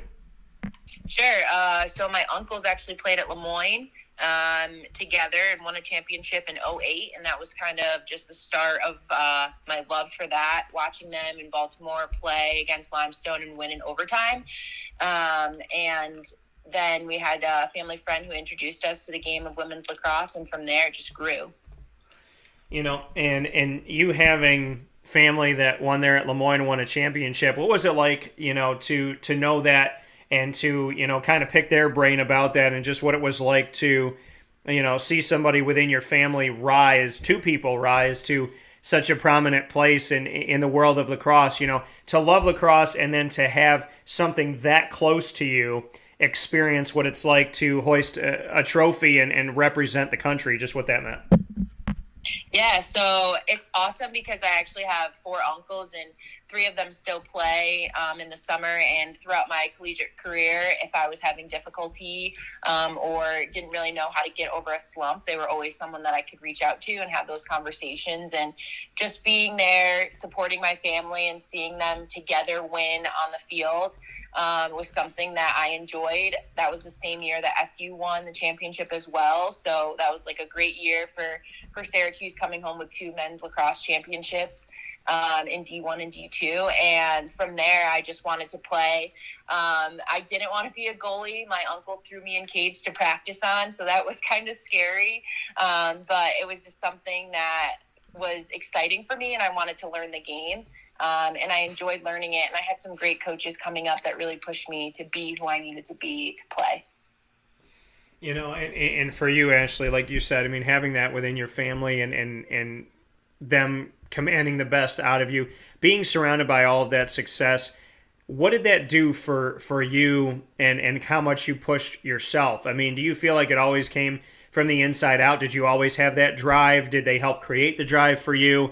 Were you handed a lacrosse stick when you were like in diapers inside of a playpen? I mean, I want to know, kind of being surrounded by all of that love for lacrosse, was it something that you feel like was your own when you were growing up, or did it kind of become your own after it was kind of put in front of you so much? Sure. For us, we're a sports family. My grandparents have 7 kids. Everyone played a sport. My grandpa's into baseball. My uncles played lacrosse, and, my mom is number 3. So there were 4 after her. So when we were born, we had the opportunity to go up to Nottingham and see our uncles play in high school games. And then they traveled and they went to school, and then they came back together at Lemoyne and won a championship in 2004. And it was just something that we did as a family. We did everything together as a family. We watched sports as a family. There was always sports on TV. And for me, I didn't really find that big love, I don't think, until probably my senior year of high school. I played 4 sports in high school. And, my uncle was like, are you going to go to college? And I was like, oh, I don't know, maybe. And he's like, I think you should go to college. Like, I think you should play lacrosse. And so that kind of was like, okay, maybe I should make my choice on what I want to do. And went to Siena, absolutely fell in love with the campus, fell in love with the coaching staff there. And from there, it became my own on the women's side. But I don't think that the game is my own. There are so many amazing women that play lacrosse that I could look up to and have that conversation with. And then there was, my uncles on the men's side to have that conversation with. And it grew into a love that now I don't know what I would do if I wasn't coaching. When I graduated, I was like, okay, I just got my degree. What am I going to do? And I was so bored without the love of lacrosse, like being able to coach and having that experience and being on the sideline and learning. So now it's become something I do. Club in the summer, I work camps, I work clinics. I do it pretty much all year round because it's something that I enjoy being around. I enjoy teaching other people and growing the love for the game. And that's always my goal as a coach here at Morrisville, is to help my student athletes love the game, and earn some accolades along the way for them. Whatever their goal is my goal. So I just want to push them to be the best, because that's what I had. Whatever my goal was, my mom pushed me, my grandparents pushed me, my family pushed me, and I want to be that for our student athletes here as well. And that's a beautiful thing, to have that supportive family, and in today's world now more than ever, we talk about why is the world not the way it used to be. And I think it's, we're not eating at the dinner table together. We're not getting around each other. We're not, spending that quality time.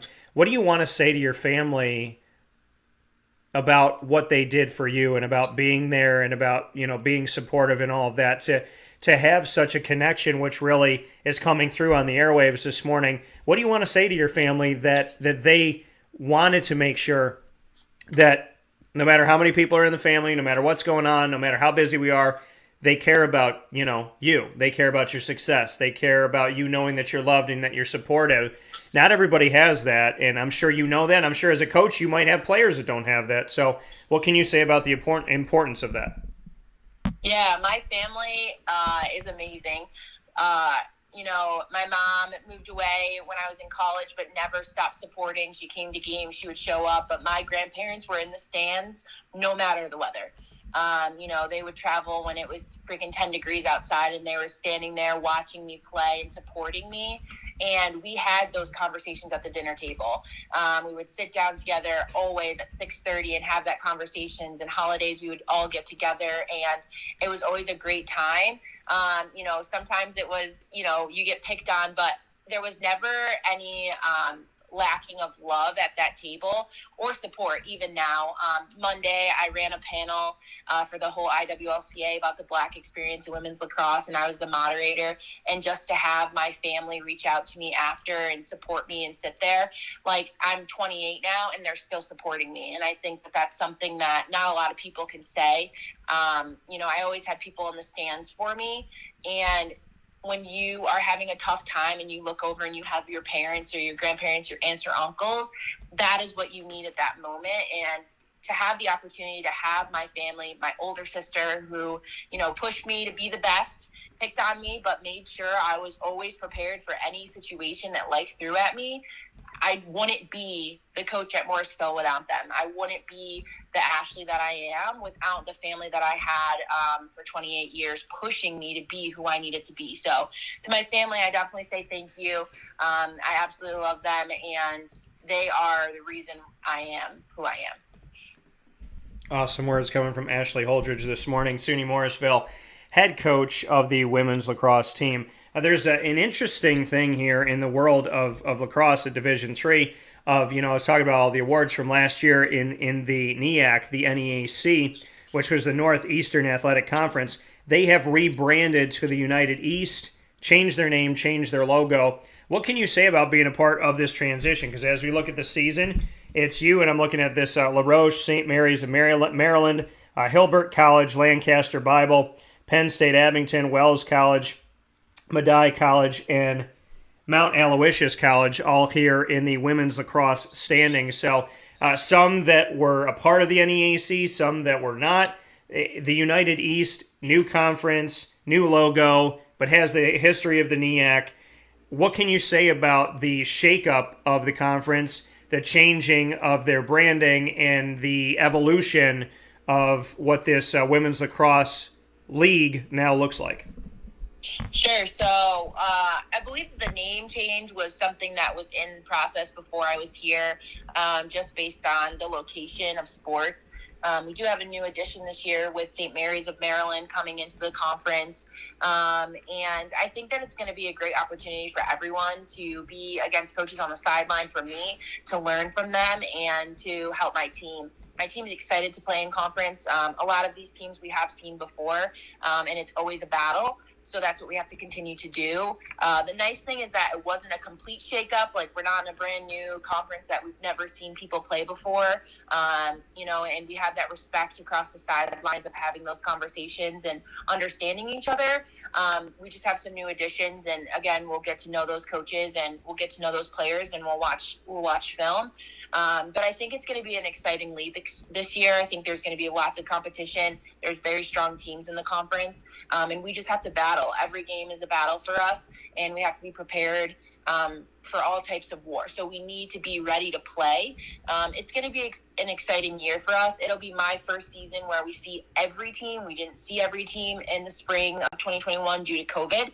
So it'll be great for us to get that experience to see all of the teams that some of my players have seen before COVID. So it'll be nice to actually get back on the field and hopefully have a full conference schedule this year. What brought you to Morrisville? Tell me how the road led all over to where you are right now currently with this team. How'd you get there? Sure. So when I graduated from college, I didn't know what I wanted to do and had the opportunity to go and work at ESM as an assistant coach, which was a great experience. But I am competitive within itself, so it was tough for me to be an assistant.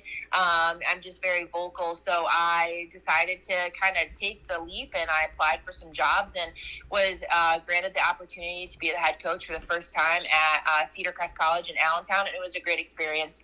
I had great coworkers there. They pushed me to be who I needed to be. And then in, I think, 2020, right at the end in December, Morrisville popped up, and I was like, this is a great program. They're a known program. They're back in my hometown. I can recruit from the city. I can support people in Syracuse and bring those student athletes out to Morrisville and grow the program. And so it led me back to Morrisville, and it's been amazing. I have an amazing team, an amazing program. They're very talented. We picked up 11 accolades last spring, and they're dedicated. They work hard every day. I have seniors and senior captains. We talked to fifth year into coming back, and we just have great opportunity, and this is the place that I need to be because they help me to thrive. They teach me something new every day, and I'm excited that I was led back here. And like you said, to be led back there, just, the ties to Morrisville that you have and the ties to the community, the fact, like you said, you can recruit from Syracuse, Central, upstate New York, just that importance that you have for you that, I talked about before, that life can be cyclical and that, things come back around. That's why you don't burn bridges. That's why you don't spit into the wind, so to speak. So, for you to see your life be cyclical and you to be in upstate in Central New York area, be able to recruit from here. You played here, then you went and played collegiately in upstate New York, and now you get to coach here. Just what that's meant for you and what that does to kind of tell your story in a very special way. The fact that where you grew up, where you fell in love with lacrosse, and where you have had your experience as a player, now you go to recruit those players from that area, and you could, very well go and recruit your former high school and go and bring players out there. Just what that means to you to have a cyclical world that we all seem to live in, and sports definitely seems to showcase. Yeah, I am Syracuse through and through. I am 3-5 through and through. Having the opportunity to play, I played for Henniker Nottingham at the time. It is now full Syracuse City. That was my final year. And having the opportunity to go back to my school and see 4 high schools from the city play together, I think is important for me. I think it's important to showcase those kids that, can't pay for club. I couldn't pay for club. I wasn't on the club scene. And luckily, my coach from Siena came and saw me play at a game, and that was how history was made. And so that's what I'm trying to be for our athletes in the city. Not all of us can afford to go on that highest club level and spend money to do that, but there's so much talent in the city, and there's so much time that they spend to get better.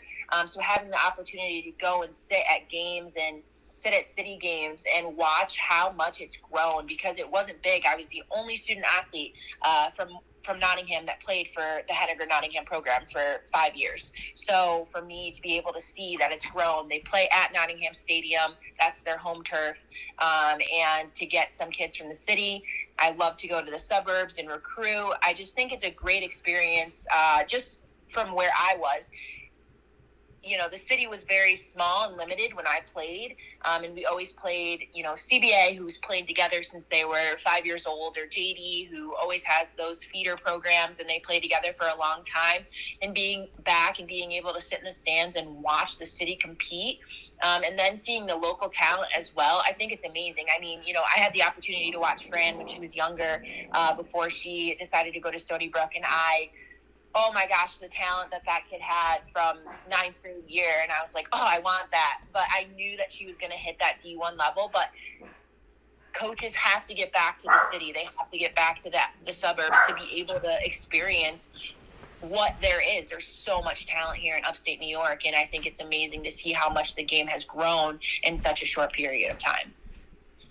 Yeah, and to see, like you said, how much the game has grown and all that. You mentioned Fran, my cousin. I call her my little sister. She's more of a sister than a cousin, and we've built our relationship over the last few years here, and I've definitely had the opportunity of seeing her become an incredible person, not just a great lacrosse player, and to see that she's going to Stony Brook and all of that. I know we talked about it off the air, but just what you could say about Fran and seeing talent like her come through, Central and upstate New York, and then go represent our community, in such a prominent way. I mean, she's someone who I've seen her play games with a headache and no legs, so I mean, yeah. I know that she never stops, and just what you can say about, what you've seen from her, because I know you mentioned her, and her birthday was yesterday, so belated happy birthday, sis, and we're shouting you out this morning. So I'd love to know what you can say about it, Ashley.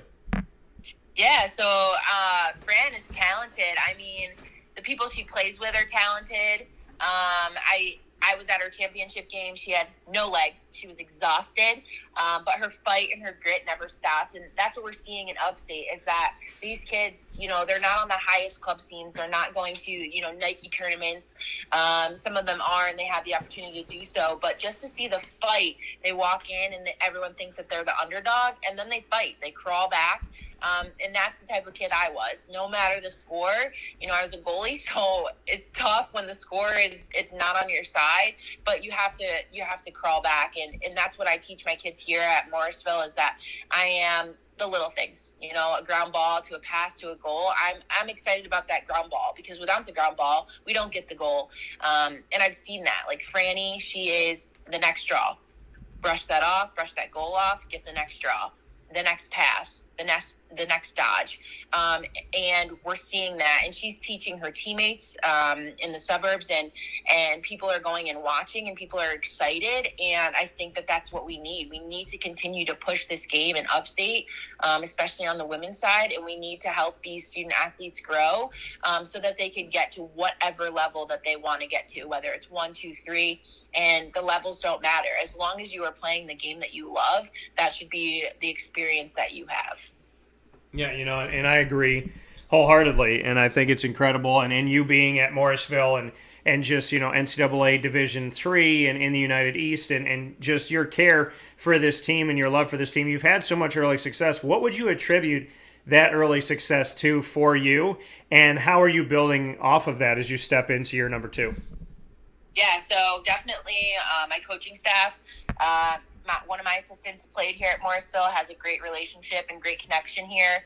Another one of my assistants was actually my coach at Siena, and she's back in the area, and she's a 15-year veteran for D1, 6-year veteran of Ivy League, and having them on the sideline, being able to help me and communicate with me. I have amazing seniors. Area Treadway last year led us in goals. Maddie Baum was our Rookie of the Year last year, really was the catalyst on our offense. I have another player from Fulton, Dominique, who really led us and was the catalyst on defense. But what attributed it to was that when I came in, our student athletes trusted us. They understood our goal, we understood their goal, and we worked together and we fought through it. And our relationships have just blossomed over the years. So I would say definitely my coaches that I have with me, working with me every day, and our players, they don't want to lose. They fight hard. They do individuals. They work out on their own, and they're dedicated. That's what we have, and I'm excited to see what this year brings. And I'm looking at the roster, obviously, here, a lot of that encompassing the state of New York. You do have Ontario.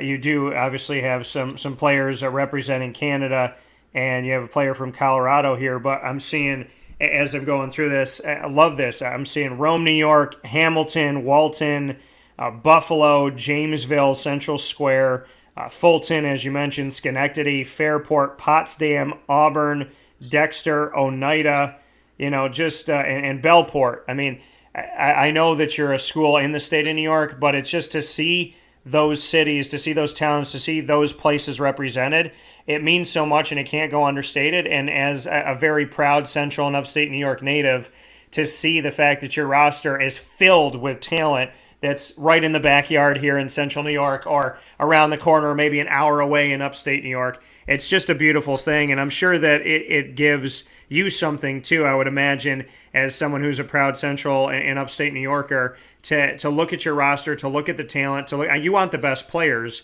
And when you see that roster and you see all the places you're representing, the fact that you're giving back essentially to kids like you who are looking for an opportunity coming from this part of town. Yeah, luckily, the coaching staff that was here prior did an amazing job recruiting. We have so many kids that are so gritty and hardworking. Last year walking in and being a new coach, I was worried because, a lot of times entire D3 championship, and to have that experience and be on the sideline with a coach of 25 years and learn from him, it was amazing. And to have that local talent, they work so hard. They work extremely hard. And they are on for the ride. Coach, sometimes I'm a little crazy or wild with my expectations, but they don't say no. They work hard. We do everything together. We try to build as much as we can. A lot of my kids from Canada also play ice hockey. So we just have a gritty team, and I'm excited to see how much they're going to do this year. Speaking here with Ashley Holdridge, the head coach of SUNY Morrisville's women's lacrosse team, and here in Division III in the United East. Ashley, before I let you go, What do you think are the best pillars of making a good coach? I mean, you talk about your coaching staff. You've talked about the staff that came before and how they recruited and how these players believed in you when you came in and they stayed with you.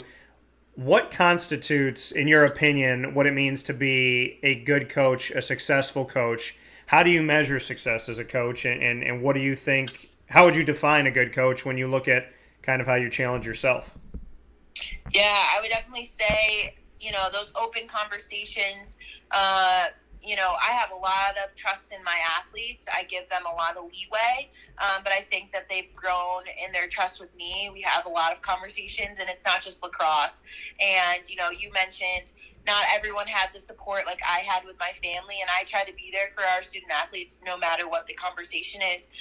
So I think that that's very important for me as a coach, how I measure success. It's not necessarily goals. Like I said, my coaching philosophy is the little things. Whatever we do in practice, are you putting that into a game? Are you working on the defense that we worked on in practice? Are you pushing yourself to do better in a game time when it's time to show? And then also just as a coach, I continue to learn.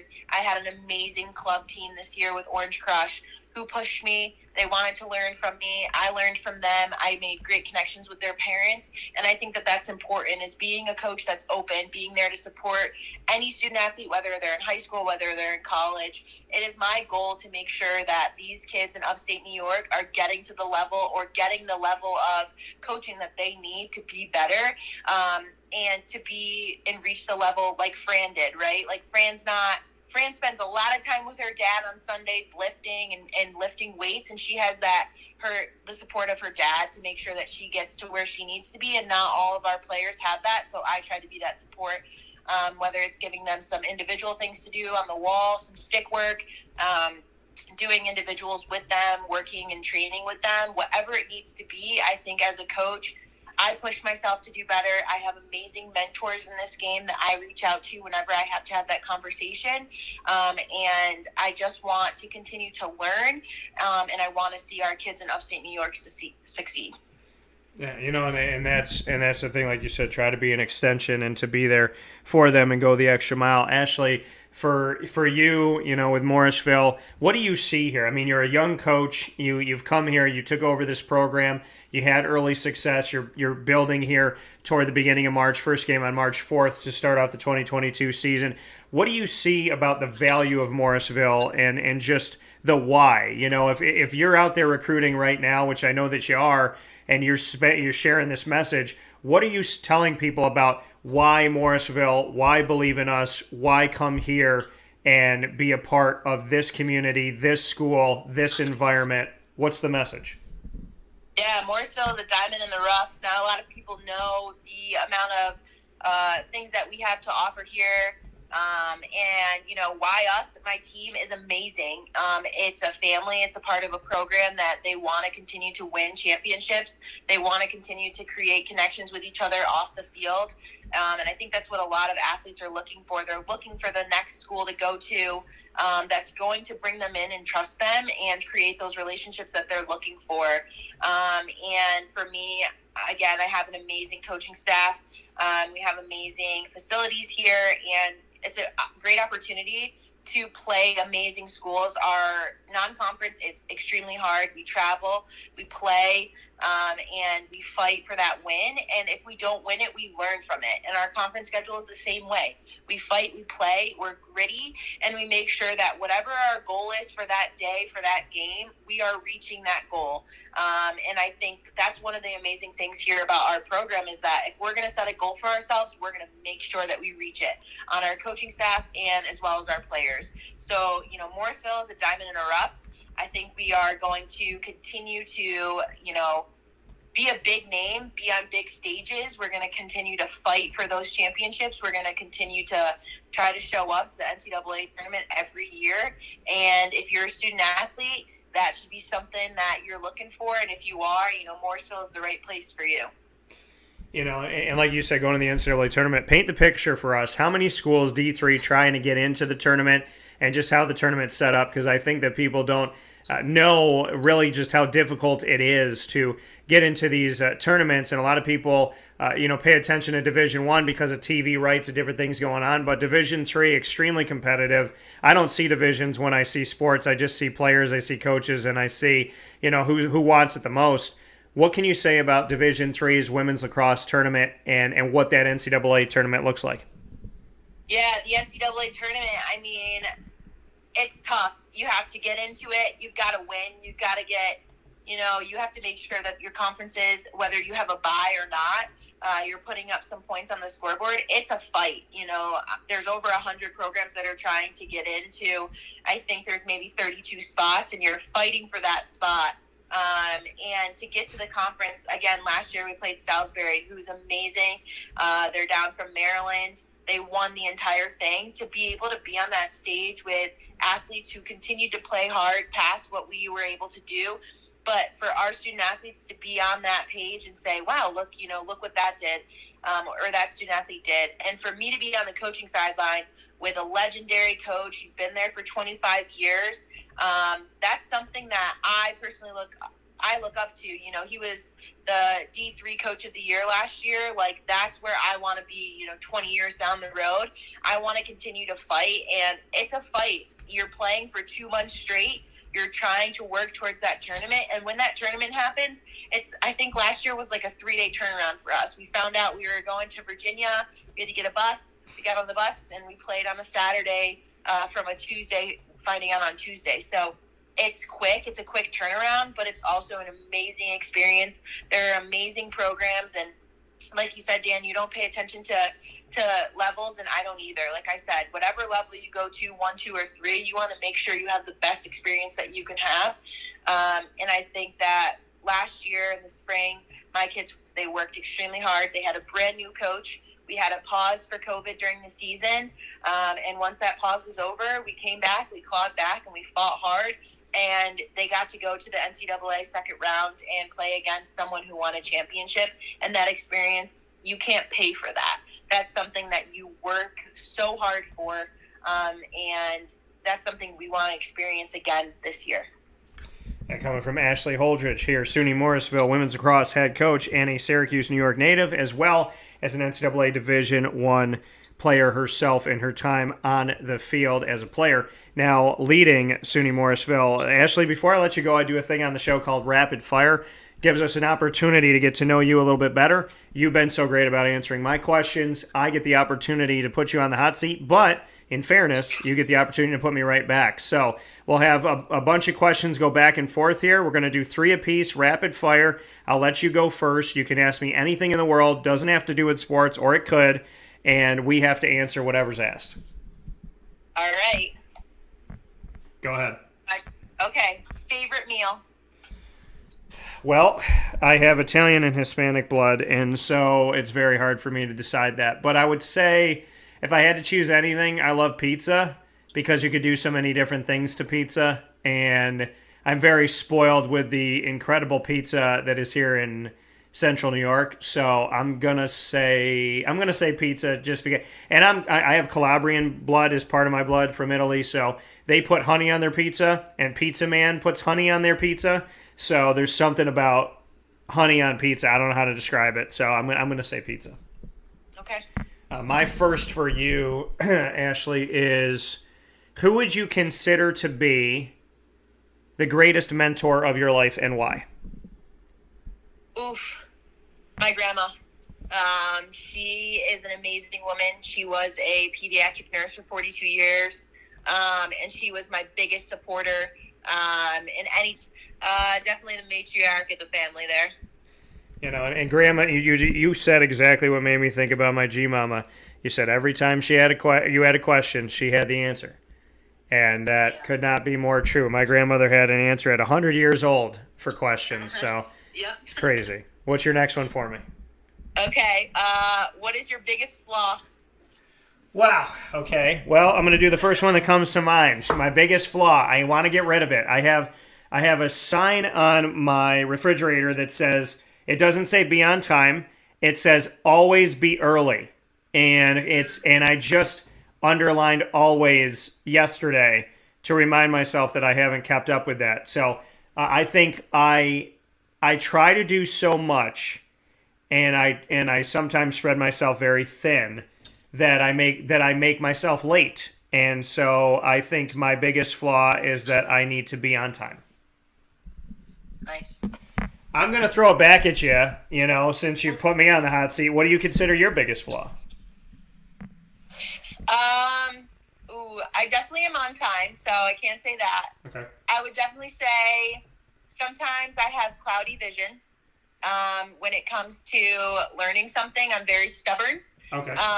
So I am working, my 2022 goal is to listen more and learn more and not guarantee that I know what I'm talking about, but maybe learn from someone different. So being less stubborn. So definitely being stubborn is my biggest flaw. Okay, fair enough. I know a lot of people that are stubborn, so I can understand. What's your last one for me? What is your favorite radio memory? Man, my favorite memory. I would have to say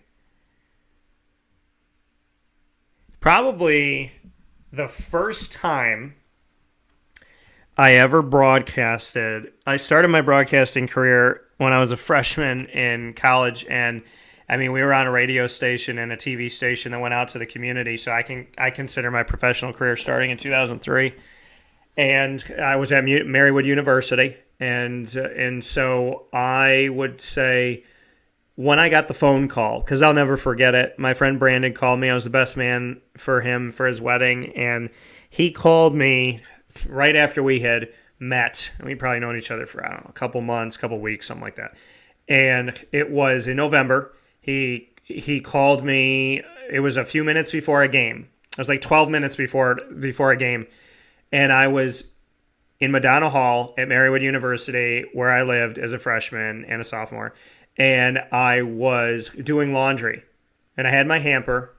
And I was putting my clothes in, and I literally had the last quarter in my hand. I had it between my pointer and my thumb, about to put it into the machine, and he called me and he said, "Hey." I said, "What's up?" And he was like, I know that you said that you wanted to get experience, I know you always wanted to be a broadcaster. And I said, "Yeah." And he said, "Well, I got a job for you right now." He said, "The guy that was supposed to do our game isn't showing up, and we don't know, if he's going to show up from here, whatever. So we need you to do the game." And he's like, "But it's in 12 minutes. Can you get here?" I still, to this day, I don't know what happened to my clothes. I don't know if I ever found my hamper. I left. I ran. I didn't know the names of anybody. I didn't know anything about anything. I sat there. I broadcasted. I had fun.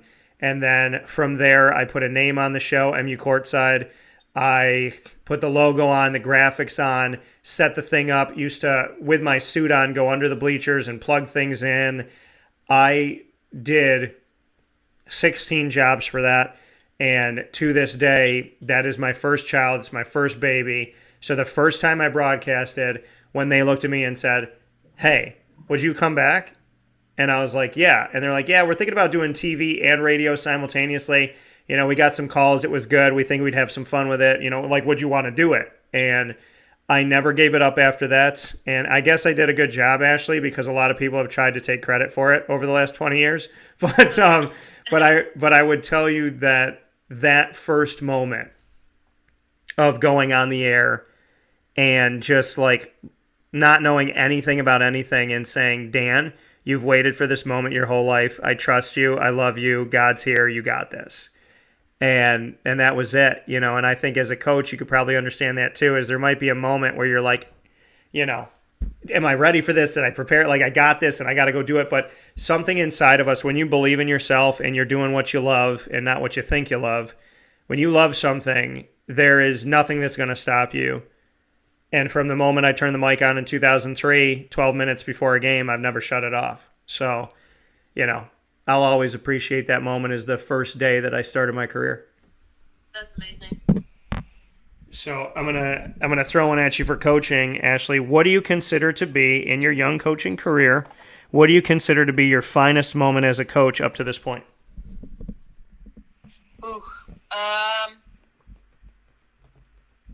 I would say the relationships that I've created with my student athletes.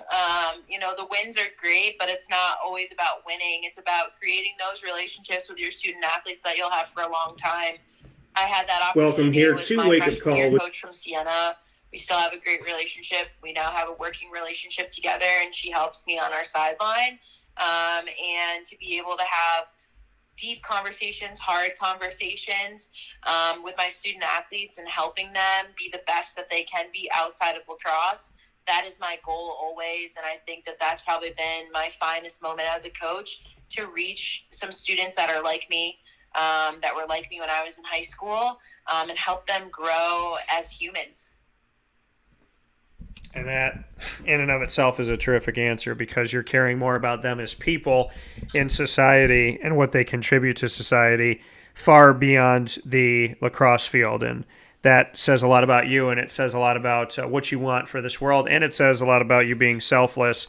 So thank you, Ashley, for doing this. I know we prepped to do this, months ago, and wanted to have this. Now that you've been on, you're always welcome. Once that door is open, it doesn't shut.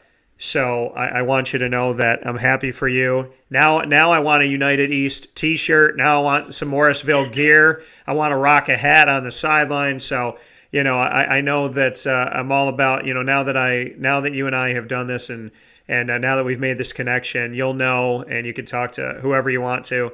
That's, once I know somebody somewhere, I become a fan. So I'm hoping the best for Morrisville. I'm hoping the best for your lacrosse team, and continued success. And I'm not kidding. I would rock the gear, and I just definitely am so grateful that you took the time to do this. I'd love to have you back on, obviously, during the season, and I'm really proud of you that, family means so much, that you've had so much great support, and that you're paying it forward more than anything else. So I really don't have enough words to say thank you, but I want to say thank you. Thank you, Dan. I really enjoyed being here. We'll get you a hat or a sweatshirt. And I'm very excited. I would love to come back again, and thank you for this opportunity for me to share just a little bit about my program.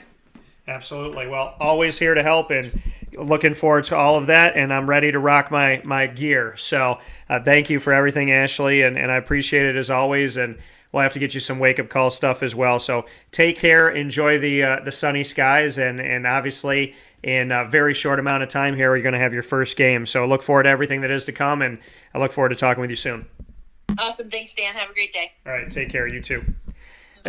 That coming from Ashley Holdridge once again here on Wake Up Call with Dan Tortora, where sports meets that thing called life. Very much appreciate the fact that she came on the show today, and we've been trying to set this up for a while, and I'm happy that Ashley's here, and we got to do it right before the season, as their season's taken off on March 4th. So we have ended the video on Facebook, so for those of you that are here with us on YouTube and all that, or shifted over, thank you.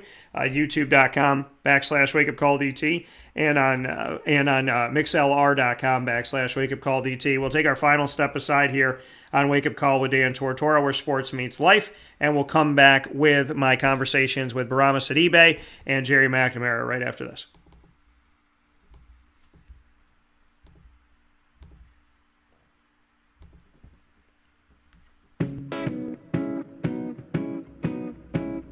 In these unique times, there are those in our community that give us a sense of normalcy and positivity. Pizza Man on 50 Oswego Street in Baldwinsville has been here for you for over 35 years and is here now. Call 315-638-1234 or order online at pizzamanbville.com to bring those familiar tastes into your home. And remember to come see our monthly on-site broadcasts centered around the community and our Baldwinsville Bees. Pizza Man in Baldwinsville. Any way you slice it, they are always here for you.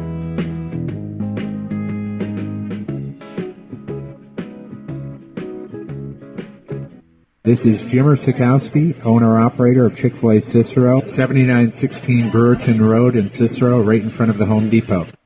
I had a deep feeling that God wanted me to do something bigger with my life and to help people, help others. I kept putting Chick-fil-A in my life, and I realized as I was going through the franchise selection process that positively impacting the lives of others was really core to what we do here at Chick-fil-A.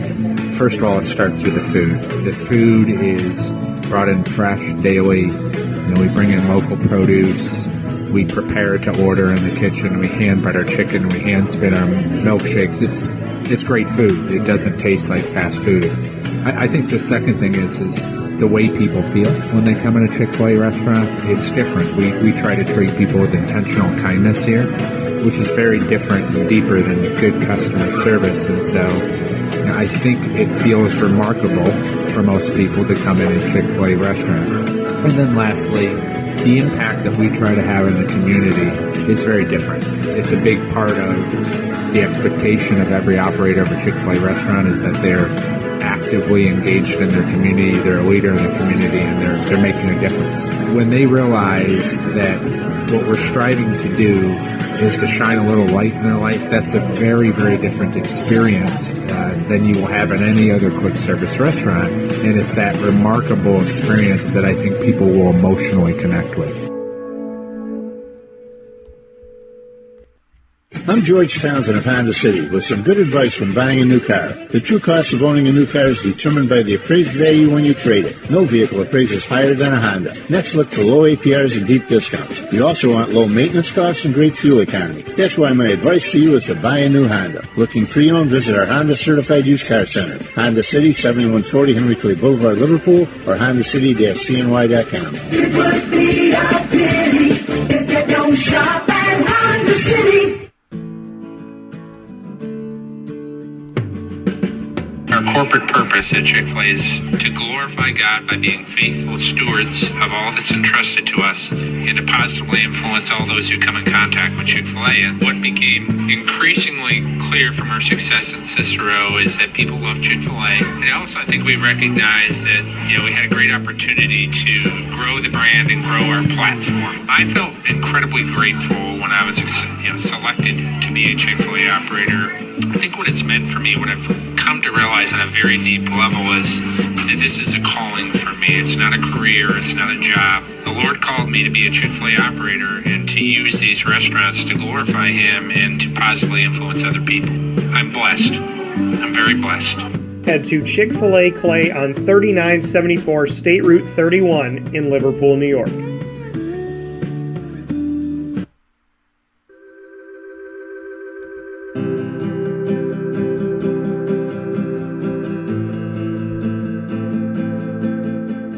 Cafe Cabal offers same-day local delivery of our products, offering no delivery charge for Onondaga County.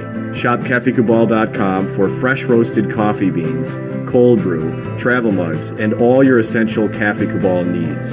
Cafe Cabal, coffee for the soul.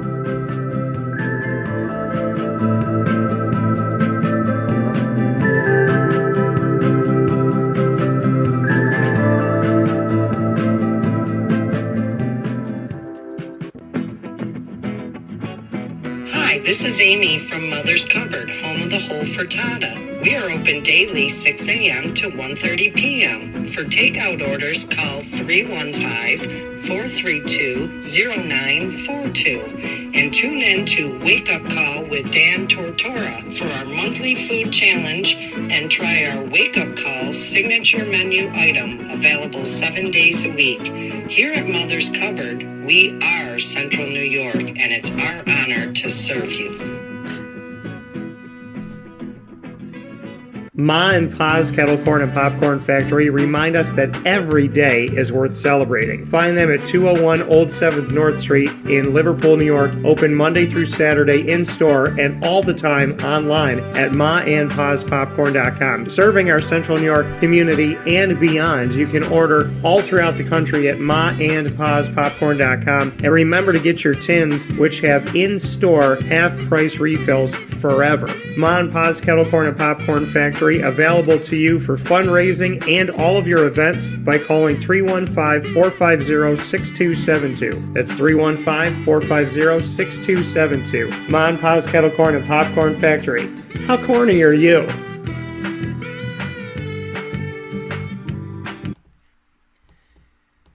The Millhouse Market, located on 3790 New York 13 in Pulaski, New York, is worth the drive every time. Make sure you make your way out to the Millhouse Market today and enjoy all of their fantastic homemade breads, desserts, quinoa bowls, rice bowls, salads, brick oven pizzas, and sandwiches named after the families that helped to settle today's Pulaski.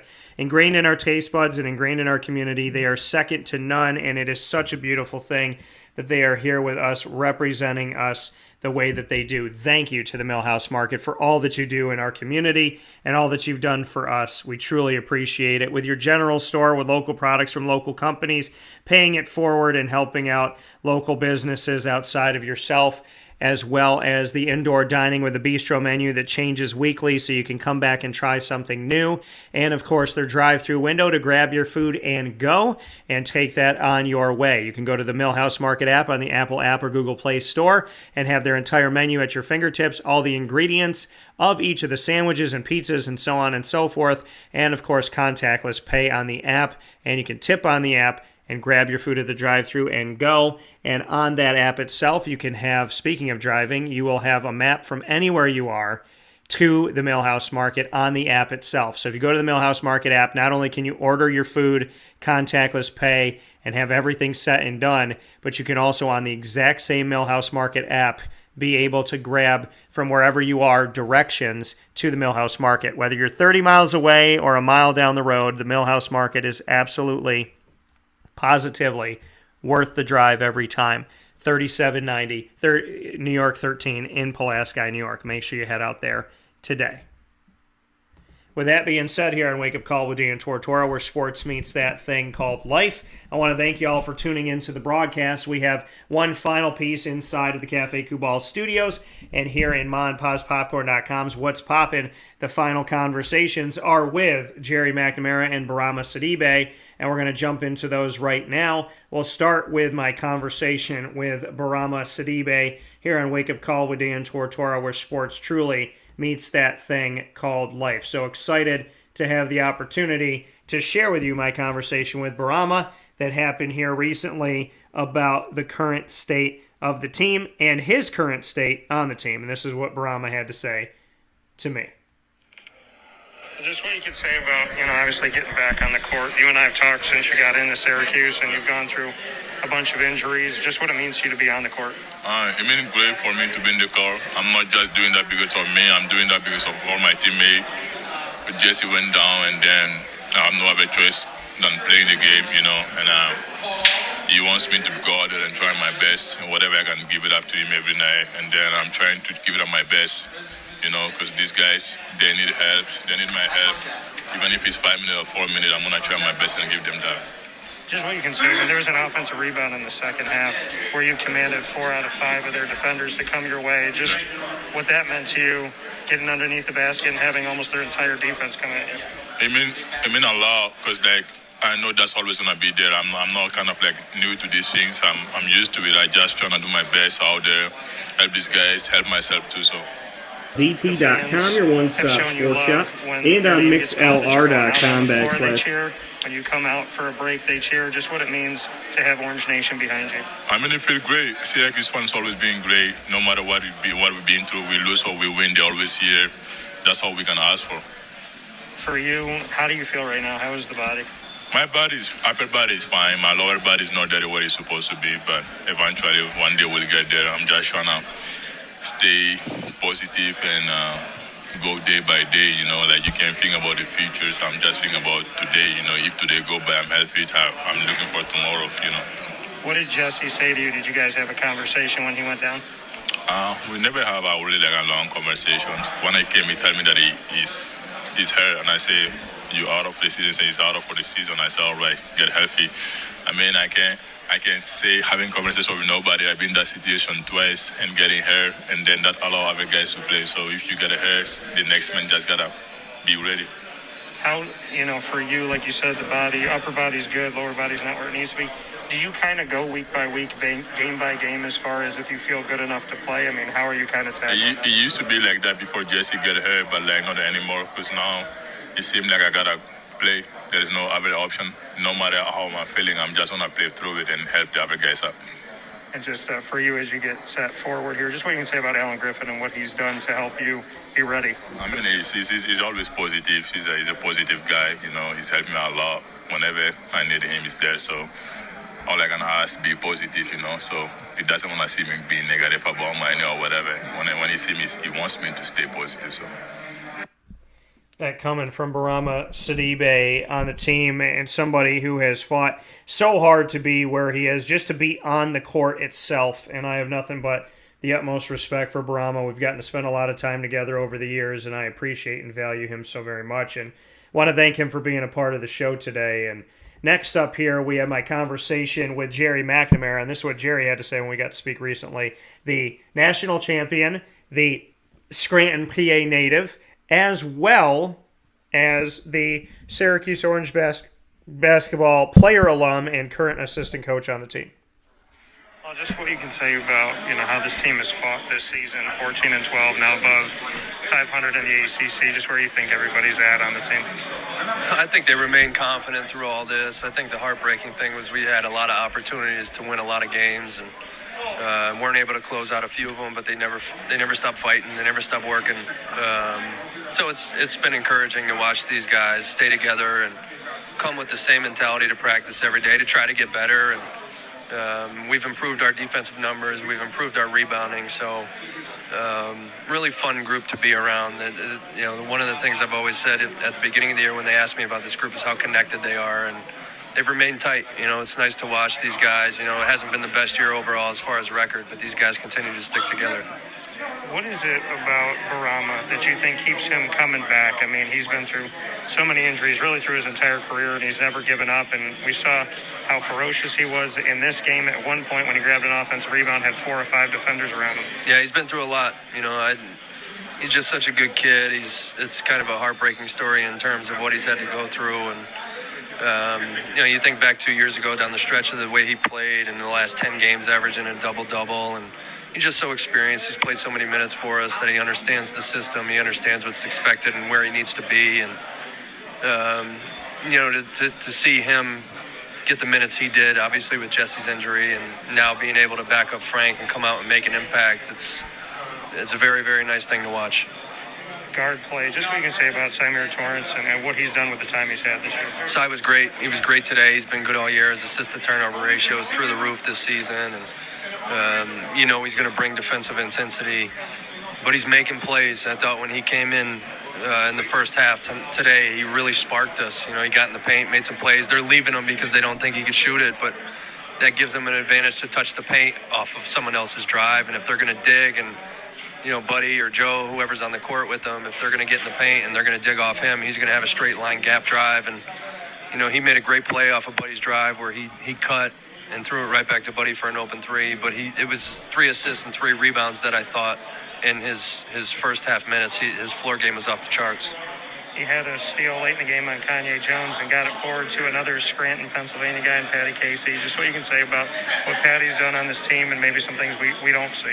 I wish I had him more years. That's the unfortunate thing. I wish I had him for longer. It's nice to watch guys that compete every day. He guards Buddy every day in practice all year, makes him work, tries to be physical with them. So just from a preparation standpoint, he's been so helpful for us. And for me as a coach, I got this kid in my guard group that I don't raise my voice because I know I'm getting his best every day. He's just he's a treat. He really is. He's nice to be around. And my high school teammate, his AAU coach, had called me about him and said he's the greatest kid in the world, and he wasn't lying.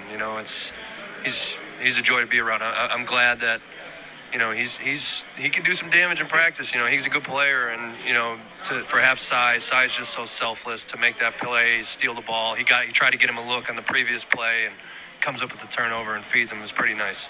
How'd you end up getting him? What was the story? Was it just that connection to the coach?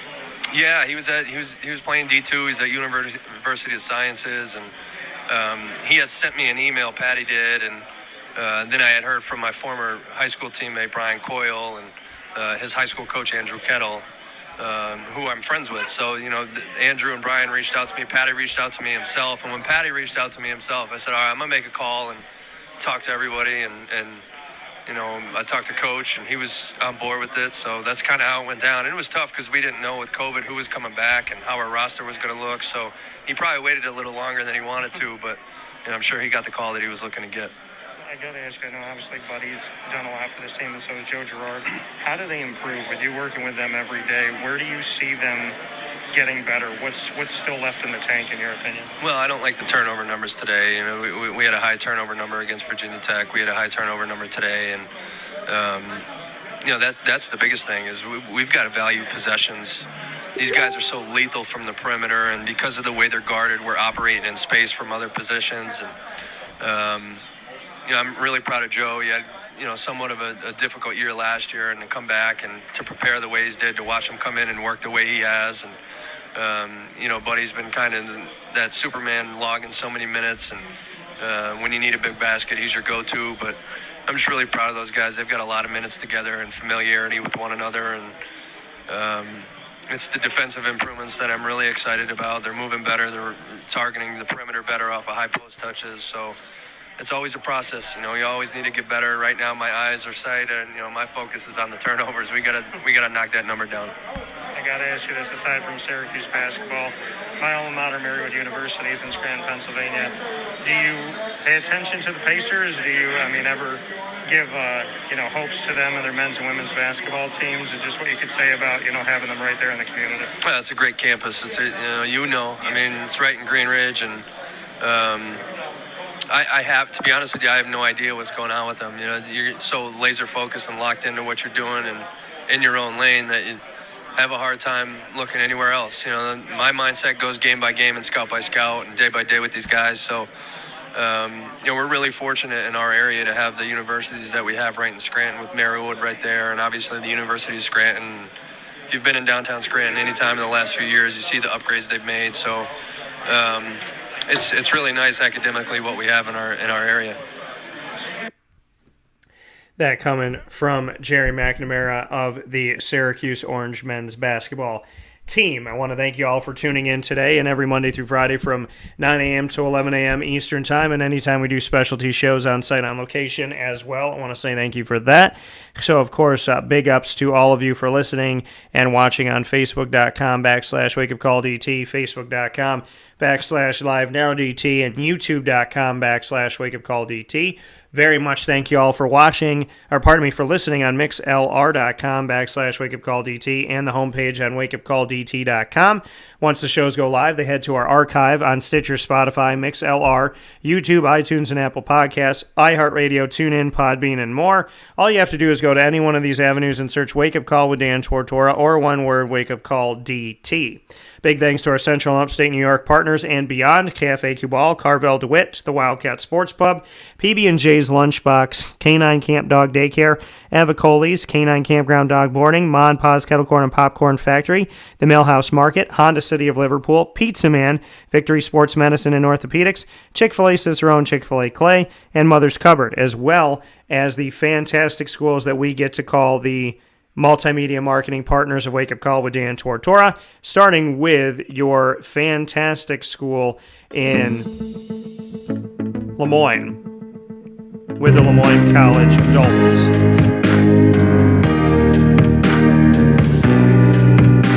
Big ups to the Dolphins. Lemoyne has every single Wednesday at 9 a.m. Dolphin time here on Wake Up Call with Dan Tortora. Wednesdays at 9 a.m. Every first and third Wednesday is AD and DT. New episodes airing with Athletics Director Bob Beretta and myself, Dan Tortora. And every second and fourth Wednesday, the Dolphin dives into stories of student athletes, coaches, staff members, alumni, or a future player of Lemoyne. Check out all those stories, including the most recent ones with Frankie Delia of the lacrosse team and a national champion, as well as Mary Grimes, the head coach of the women's basketball team at Lemoyne. Find all of that at youtube.com/WakeUpCallDT. Click subscribe and go to the Lemoyne tab on WakeUpCallDT.com. Fins up all the time, and get more information at LemoyneDolphins.com.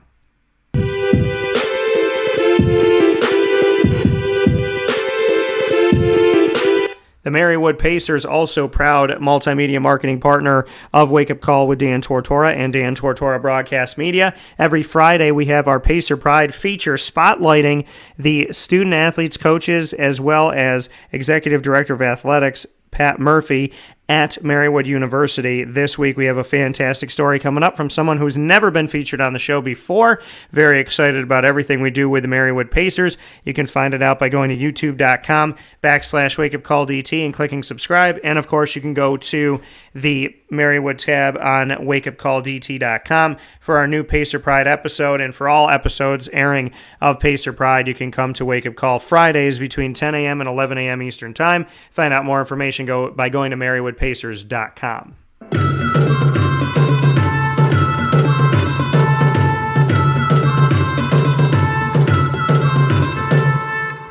The Bobcats of Bryan and Stratton College here in Syracuse are the newest multimedia marketing partner exclusively of Wake Up Call with Dan Tortora and Dan Tortora Broadcast Media.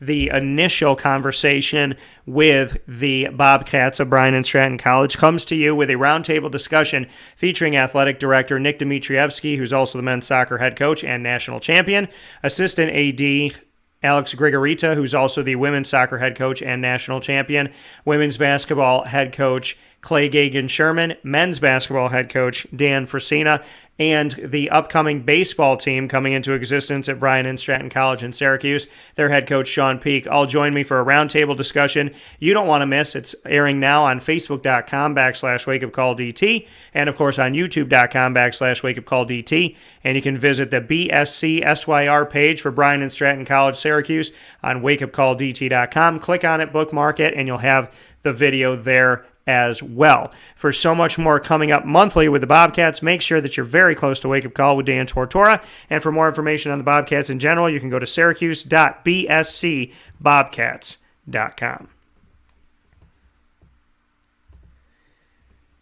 With that being said, here on Wake Up Call with Dan Tortora, I want to thank you for watching and listening from inside of the Cafe Kubal studios. Cafe Kubal, 3501 James Street, 401 South Salina Street in Syracuse, inside of Galisanos Children's Hospital in downtown Syracuse, 343 Fayette Street in Manlius, New York, and at their drive-through location at the corner of Route 11 and Taft Road at Sweetheart Corners in North Syracuse, as well as being served with My Nachos, currently on-site, on location, Cafe Kubal Coffee at PB&J's Lunchbox on 663 Old Liverpool Road in Liverpool, New York, with the DTCNY nachos that you can order now from PB&J's Lunchbox exclusively, 663 Old Liverpool Road in Liverpool, New York, by going to the cafe, by calling them, or by going to Uber Eats, Eat Streets, Grubhub, or DoorDash. You can get my signature nachos today. The DTCNY nachos available exclusively at PB&J's Lunchbox, with specials every single day, Monday through Saturday, weekly. So make sure you check out PB&J's Lunchbox today on 663 Old Liverpool Road in Liverpool, New York. Find us on the social medias, Facebook at WakeUpCallDT, Twitter at CallDT, and Instagram at WakeUpCall_DT. And as always, God bless, no stress, do your best. Big thanks to my guests, Papa Joe, Ashley Holdridge, Gerry McNamara, and Bourama Sidibe. I'll talk with you all soon, and in the meantime, be safe, be good, and our prayers are with the world. May God's beautiful and helpful hand come and help us today, and may He shine brightly on everyone who needs it. I love you all, I appreciate you all, and I wish you all a very blessed and incredible day. Stay safe, stay healthy, and stay happy. I'll talk with you all soon. Be good.